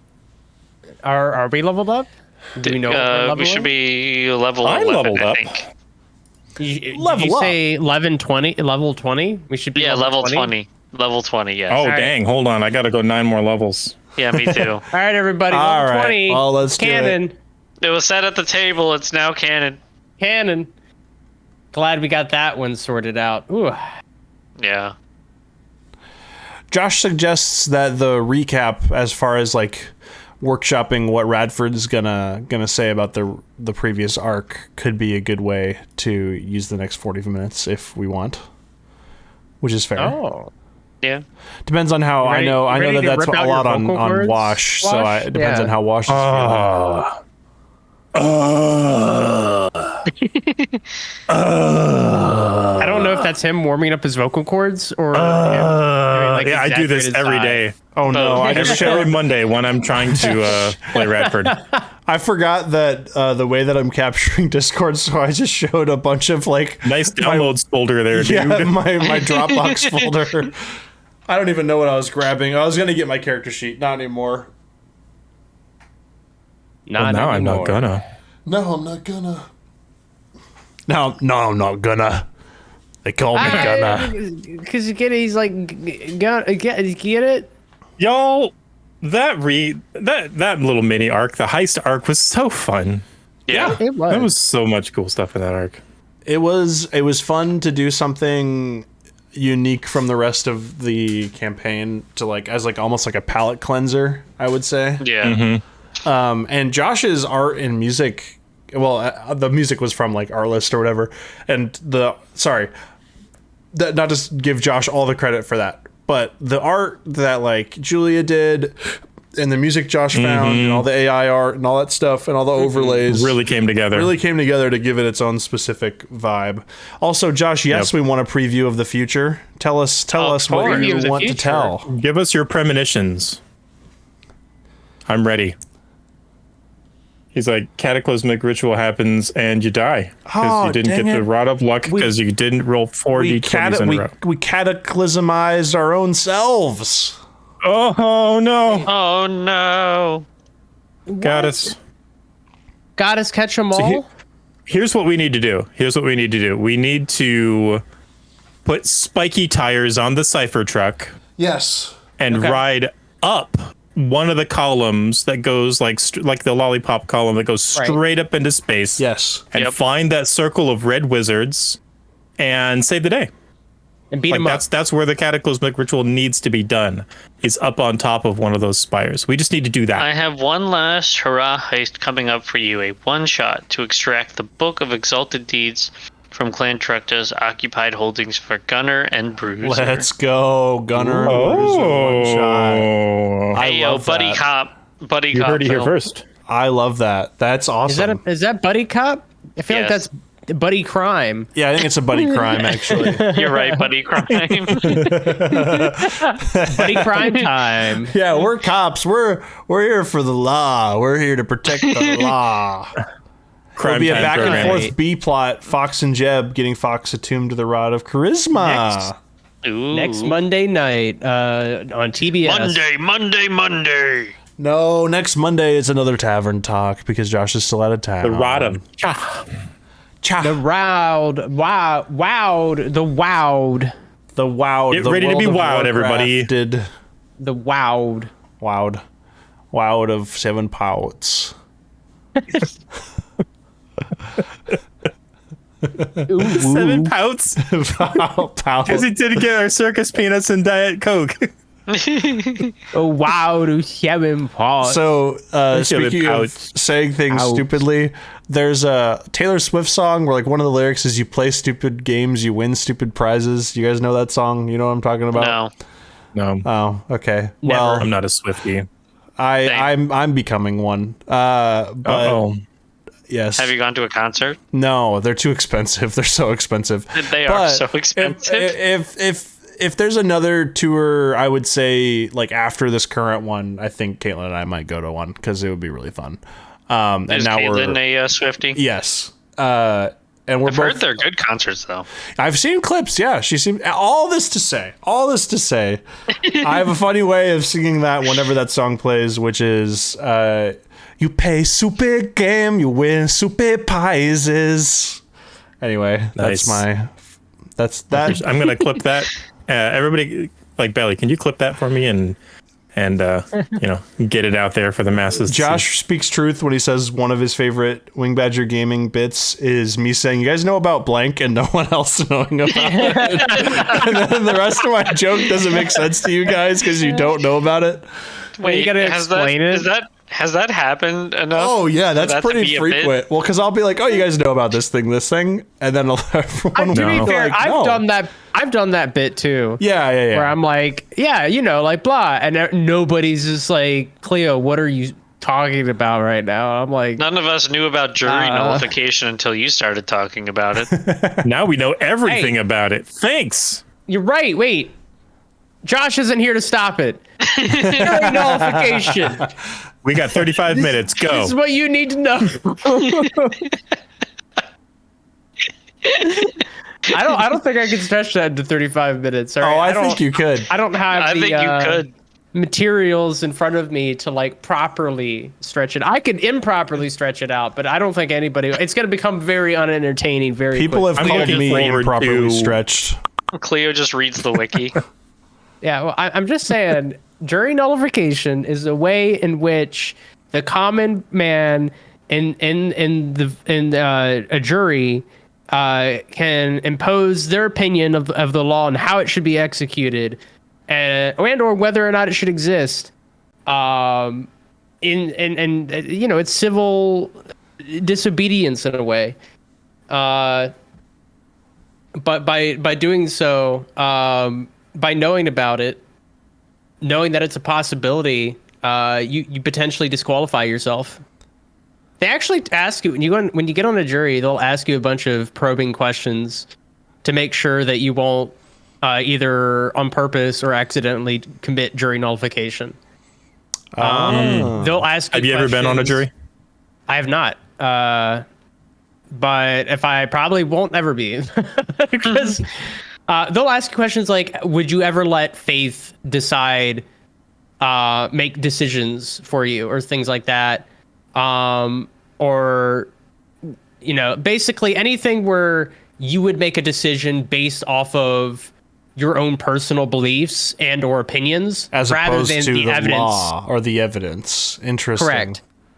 So they'll ask like a bunch of pointed and try to dance around it, but like if you answer yes to any of those, then it proves that you're a liability on the jury for, I guess the prosecution. I guess for whatever side doesn't want you to listen to that wants you to listen to the evidence. But yeah, no, it's a thing. Wow, what a quick 35 jury minutes. duty twice. I will say, to knowingly dodge those questions with the intent to commit jury nullification is illegal. So if you lie on the questionnaire and then commit jury nullification, right? Like if you basically say, I would never do that, and then you proceed to then do that, then yeah, that's big illegal. Big bad. Don't perjure yourself. Don't perjure yourself. Don't do it. Here at Wing Badger Gaming, we're firmly against perjuring yourself. We're all about jury nullification as long as you can do so legally, which is almost never, because you can't knowingly do it. Wow, what a quick 35 minutes, Cleo. I'm just saying. See, you really stretched that out. Well, but you see how like jury nullification exists as a tool, and the government went out of their way to make sure that tool was inaccessible. The whole point of jury nullification is for the common man to be able to give their opinion on the law in which they're judging upon, right? Say somebody it's giving a member of the jury a similar amount of power as the judge. Basically. That's because that's what they are in that moment, right? That's what a jury is. Mm-hmm. They have, otherwise you would just leave it up to the judge. Yeah, exactly. So, and to give a historical context, like some of the earlier ways of using this was during the lead up to the Civil War, right? Where, somebody would get, and you would see this on both sides, where somebody got caught, with lynching, and the people in the South would be like, yeah, I see nothing wrong with this. And even though technically it was illegal for him to have committed the act, he wouldn't be found guilty and thus would get away with it because the people on the jury nullified the law by just not giving him the guilty verdict on purpose.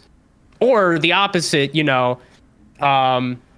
happening where they would say like, hey, this is a runaway slave that needs to be returned to the South, and the people up north would on the jury would be like, yeah, I don't know, that evidence sounds flimsy to me. I think he actually deserves to be, you know, a human and a free person. So they would nullify the law at that point. And they would nullify the law because it was like in a lot of the North, it was still technically illegal to harbor, you know, a runaway slave and whatnot.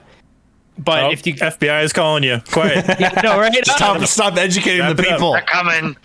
But that's like a historical context of how it was used. But obviously these days they don't want you doing that willy nilly. And now it exists in Urida. It's like canon. Yeah. Yeah. We haven't had a trial. The next arc is entirely going to be a legal thriller. It's all legal. Yeah. It's the trials don't happen until after the war is over. We know this. Come on, guys. I've never played that game, but what is that game? Phoenix Wright? Ace Attorney. Phoenix Wright. Yeah. What is that? Phoenix Wright Ace Attorney. It's like a really good game. Legal drama. The game. There's multiple. Yeah, it's like a legal RPG kind of interesting. thing. It's awesome. I've heard it's great. Really actually, yeah. It's really good. Interesting. It's quite funny. He's a character in Marvel vs. Capcom, which is where I first heard of him.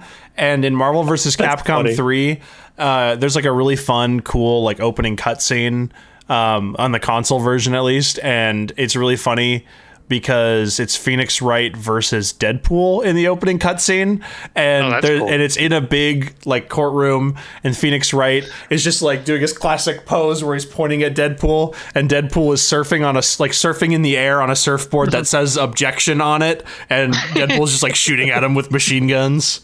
It's crazy. Amazing. How many times is Marvel and Capcom gonna fight each other? Jeez, at least after 4. 3 times. I would say there's been 4. At least 4 times.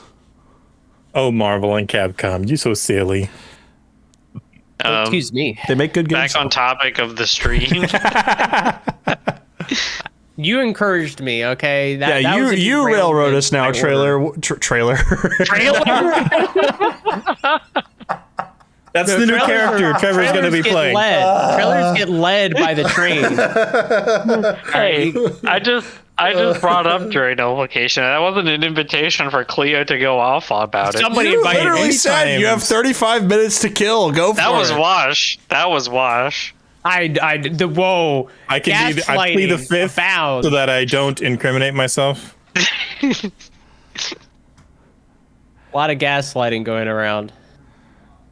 Is there any gatekeeping or girl bossing? A lot of gas lamping going around. gas lamping. Yes. Be sure to replace the oil in your gas lamps, everyone. You know, or the gas in your gas lamp, or the gas is going to get you. Oil lamps. Watch out for big gas. Watch out for it. It's going to get you. Guys, you know what I discovered recently? This is completely off topic. Hey, I'm here for it. We never got back on topic. I'm sure we don't know what it is. I discovered that if I put my phone on the top, like on the top edge, like you know how so like I have like a bathtub shower, and if I put it at like the top edge of the bathtub, of course I know that. Thing, like high up above, and I set it there.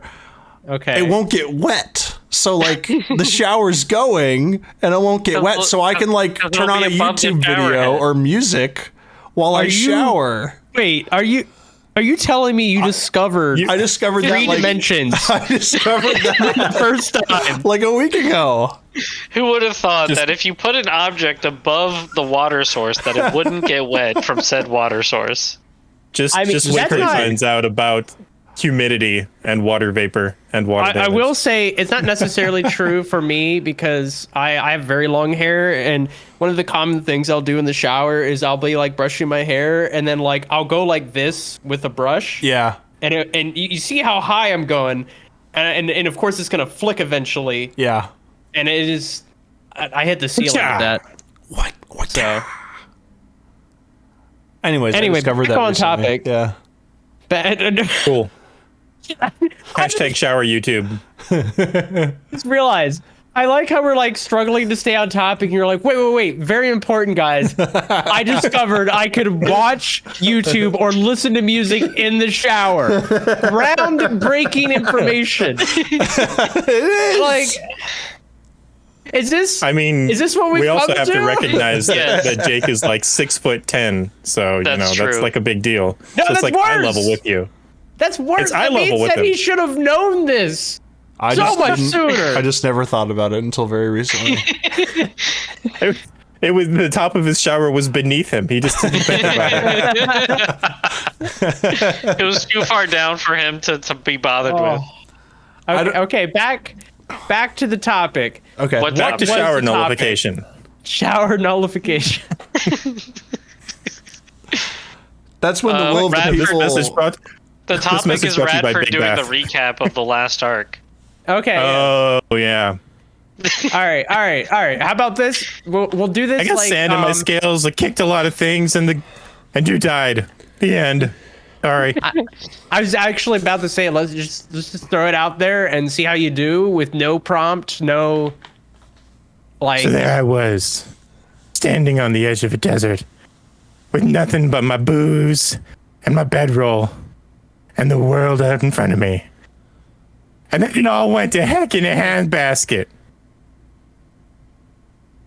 That's all I got. That's a good start. I mean, we did immediately leave into a sandstorm that buried us, like a very lethal sandstorm if it wasn't for our quick thinking. That's because we're so good. Yeah, we're so good. We're so good. We're so good. We're so good. We're so good. Okay. What can I say?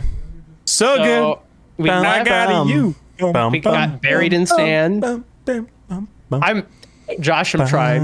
I'm trying. I'm not. Okay, so we left, got buried in sand, went out into the desert. Keep going. And we met this trader. He was sunburned. And we figured out that Zomp was not as charismatically good at negotiations as he thought he was. We then went past that. We had like a weird scorpion giant eagle moment. It was all good though. We didn't get hurt. And then we made it to this town, it was a weird town because people kind of just built it up as it went. So it's kind of like a maze in there, and there's some nice people there. A guy got defenestrated, I believe is the word, the technical term. Oh. Thrown through a window, yeah. That's the correct term, actually. Yeah, defenestration. Yep. Defenestration was witnessed. We never followed up on that. No, we had stuff to do. We had stuff to do. We were too busy. We couldn't be bothered. I thought it got brought up like later. Like somebody mentioned, like but like nobody died or anything. And I'm like, did we just ignore the guy who got defenestrated and died? Like. But we have anyway, no time. We're doing things. We don't have time for a murder case. The world is more important. Later on, somebody brought up that like no death was witnessed, and there was death that was witnessed, and we just forgot about it. So I'm reminding. Anyway, I will just want to say that I am become death, destroyer of worlds. Sorry. Get the hell out of here, Anyways. So. We stayed at this town. We gathered some information, library good. And after that, Dr. Dewey, we decided not to hire a guide against, I think, my better judgment, both in character and out of character. I didn't see why you weren't there. We didn't hire a guide because they didn't want to go past the forest. Yeah, so hire a guide to the forest. You were. We didn't need that though. We needed one for the forest. Oh, I had sun poisoning. Oh, I'm so sick. I'm staying in the inn. I'm just saying. No, I can't do anything this session. No, I wish I could have an input on what we did for this session that I'm not here for. Oh, dang it! I'm saying that they're not mutually exclusive. Having information and a guide, because having a guide with information is just 100% better. It's just better. Anyway, past that, we go out, ventured into the woods. I don't think anything too crazy happened. Jungle. Yeah, the woods. And it was all it's a jungle, not happening. The woods. Get it right. We went out into the jungle. We heard choo-choo trains and dog whistles. Yeah, but nothing crazy happened until we got clapping hands past the one mountain, right? And then we got into we're getting closer to the geyser. Geyser, I hardly know where. Didn't we jump off of that mountain to get to the jungle? No, Jake. we did not jump off the mountain. I thought we did. We climbed down. And so once we got down there, then we met some strange creature that didn't speak to us, basically showed us a police badge, and we just believed him. Hey, Alan still feels bad about that. A police officer walks up to you in a raggedy police uniform, shows you an old police badge, and you're like, this seems trustworthy. Doesn't speak, by the way. This does not speak. He was motioning as if well, no, yeah, he did speak 2 words. Yeah, he was gravelly. He spoke 2 words. Okay. He's just not used to speaking. He's like, me, cop. It's the Shows didn't badge. speak version of speaking, right? Is that what it is? Yeah. So, yeah, it's... He said no words, but words came out. While they were getting abducted, children being abducted by the candy van, I was busy healing one of the Tinkali. I was the one healing it. Yeah, but we were both there. We were both there. You're right. And then the Tinkali was like, yo, watch out for this shady guy wearing a police uniform showing this badge. I don't think I have to explain that because it's pretty obvious it's not trustworthy. I would like to point out that this very easily could have been the 2 wheatlings go off to the scorpion dude, and then the scorpion dude end up being bad, and then the prophet of Zanir is like, no, you gotta be careful about the scorpion dudes out here. The whole thing was a reversal of expectations. The whole thing was a reverse. So really, on the surface, Alan was correct on the surface. Oh no! Based on what we knew. You weren't correct. I would like to use an ocean. No. How many oceans do you have, Jake? I have at least 3. I'm going to spend one on going back in time and explaining to everyone that Alan is doing his best. Definitely take candies from stranger guys. So, anyway, Tinkali turned out to be a real bro, and the sketchy police officer person turned out to want to commit suicide with you, but he wouldn't actually die, but you would. So that's how we ended up falling down inside of a geyser, was because he bear hugged one of us and threw us down into it. And then we had to go after him. He's trying to get sacrifices for the portal, or not the the ritual, whatever, sigil thing. Blood for the blood, aboleth. Yeah, you know. Trying to create more undead, all that stuff. It was a time. Almost like all the undead were like low key adventurers, like low level adventurers. Almost like low key. Those zombies were adventurers. It's almost like they were a bunch of naive people. We freed their souls who would believe in a sketchy uniform and a fake police badge. Well, good thing Alan all along didn't believe him. He was just springing the trap. Is this part of your oceans? Yes. Is this part of the oceans? Alan figured out the plan and decided to execute on killing said because he knew overall that the fall and everything would actually work out perfect. as it has in the past. Free space. Cleo can't make it that night. Yeah, I know. Well, I like Josh's other edition, which is Josh is confronted with the word brazier. Okay, that was really funny. Good. So anyway, to get to the point, we fall down into the pit. Face him undead. My character holds him off. I am missing for a could thing. You just call it brazier? No, I should it. Brazier. Brazier. Tell me what you guys did while I was fighting the undead. Yeah, so we walked through the cave tunnel. Oh, wait. Sorry, Cleo, let's back up a little bit. You mean to tell me that these things that you have opinions on, you didn't catch up? You didn't watch? Interesting. Okay. Listen.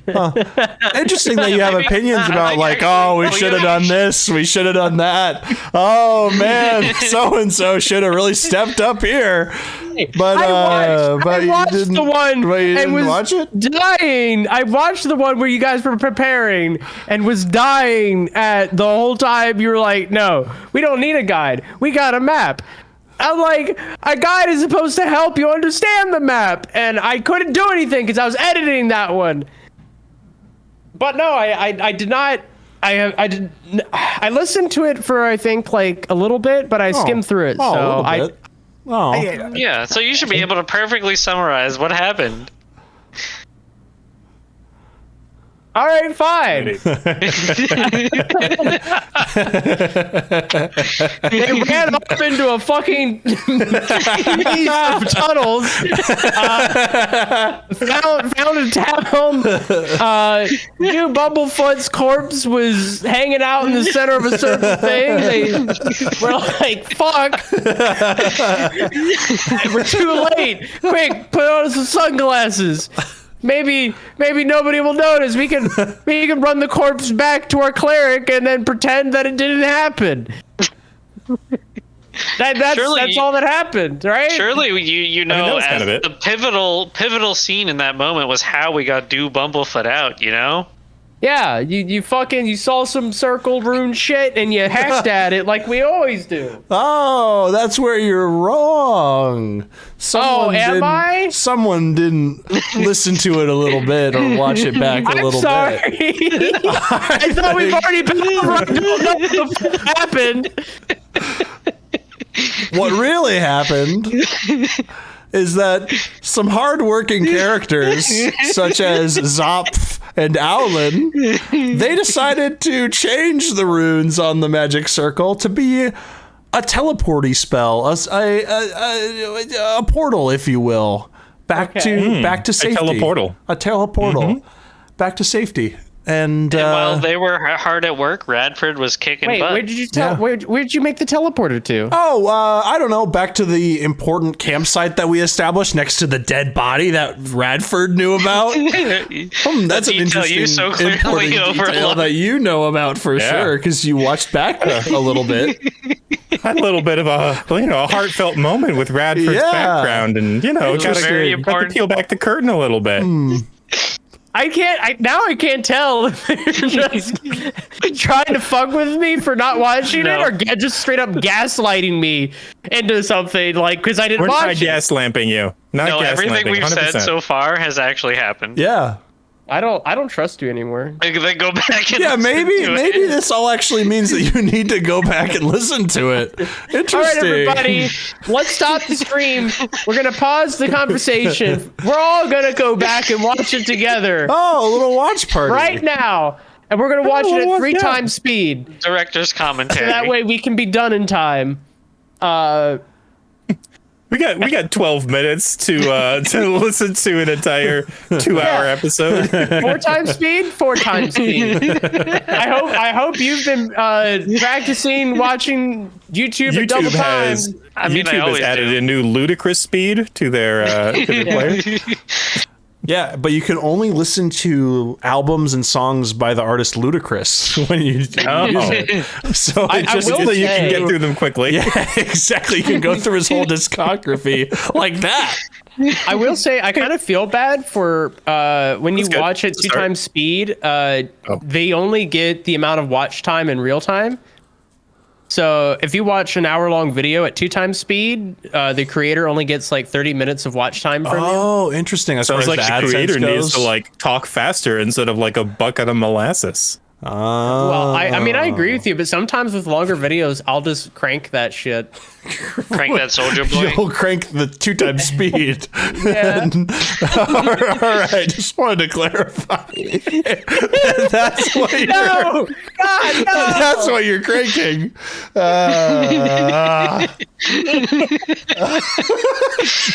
Jesus. Josh, please don't leave us ever again. Just like ever again.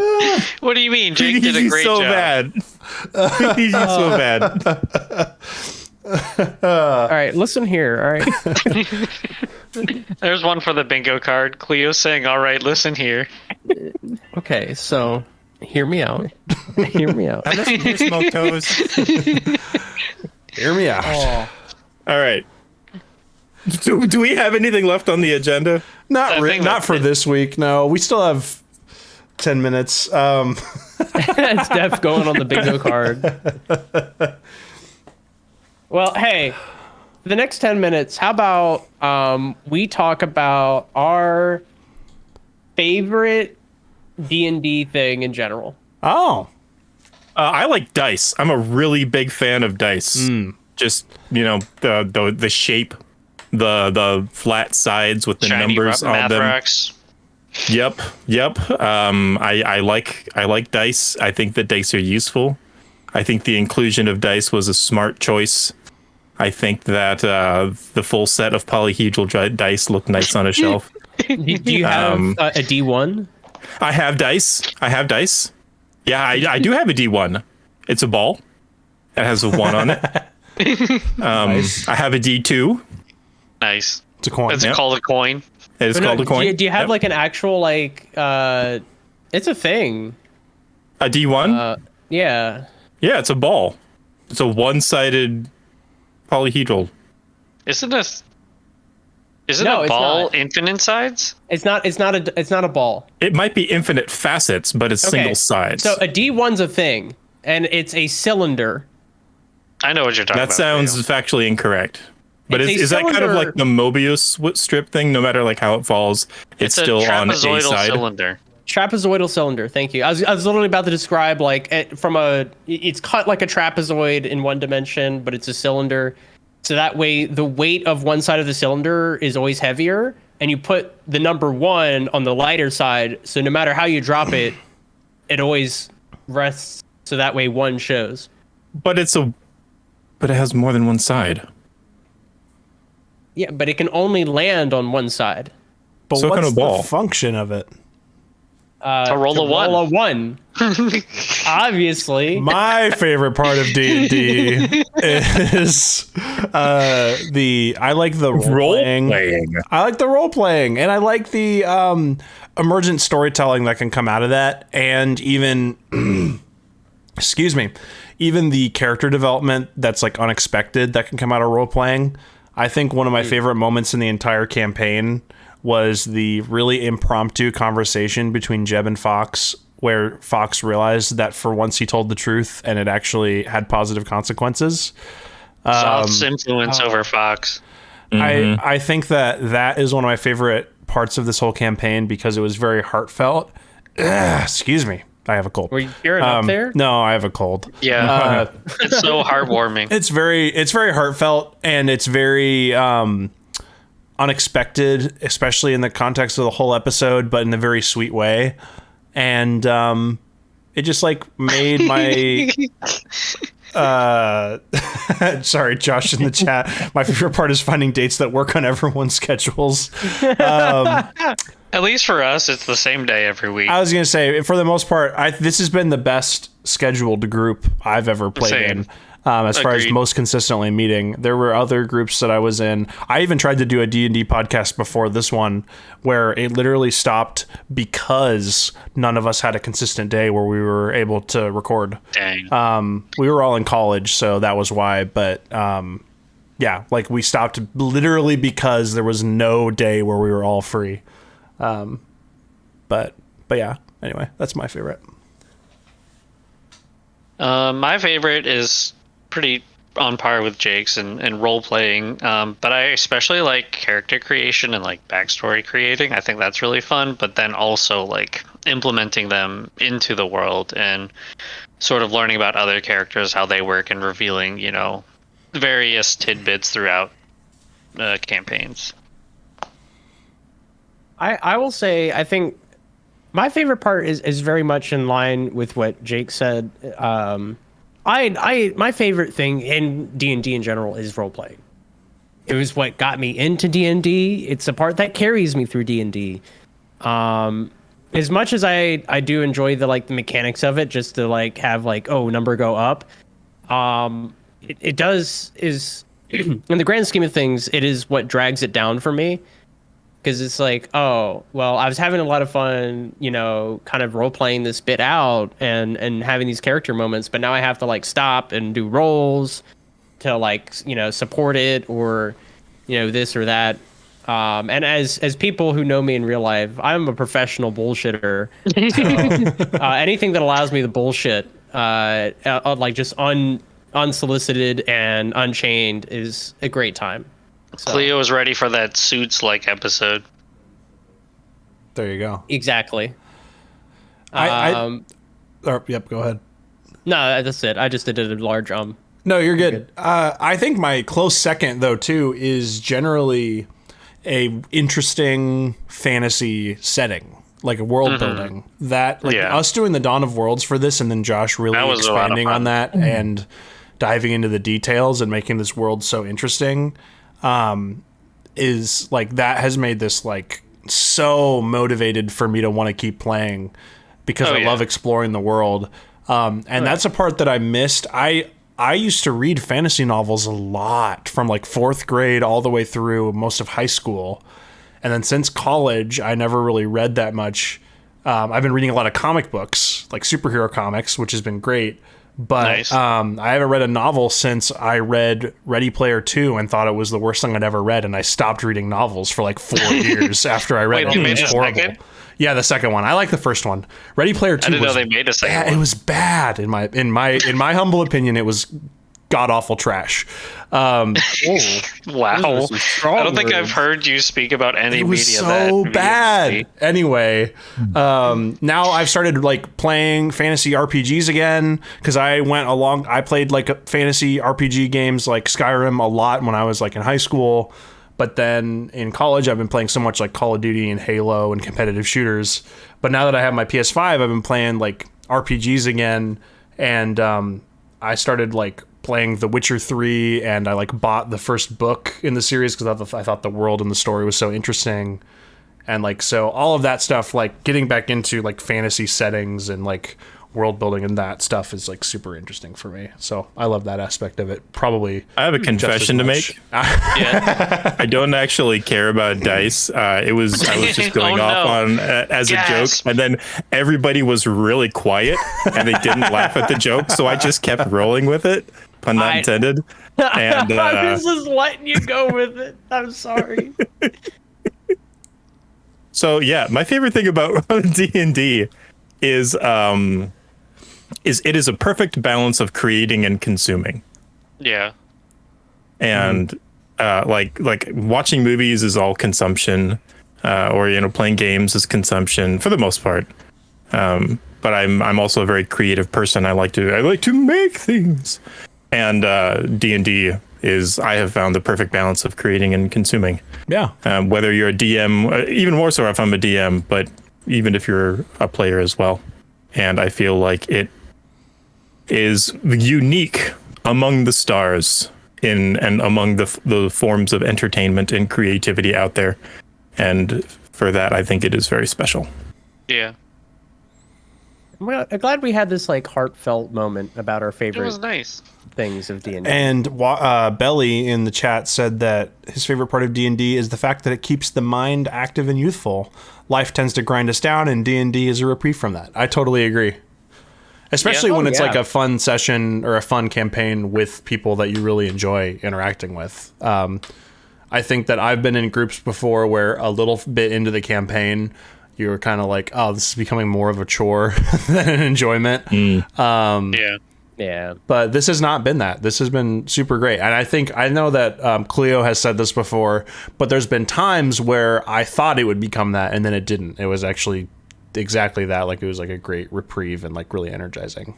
So yeah. Just from sometimes toxic groups in the past can people, am I right? Yeah, can make you think that your next group is going to be that, but it's not. Yeah. True. There are a few things better than good D&D, and few things worse than bad D&D. I think that's true, and I think that's partially because of the. It's really dependent on just the people at the table.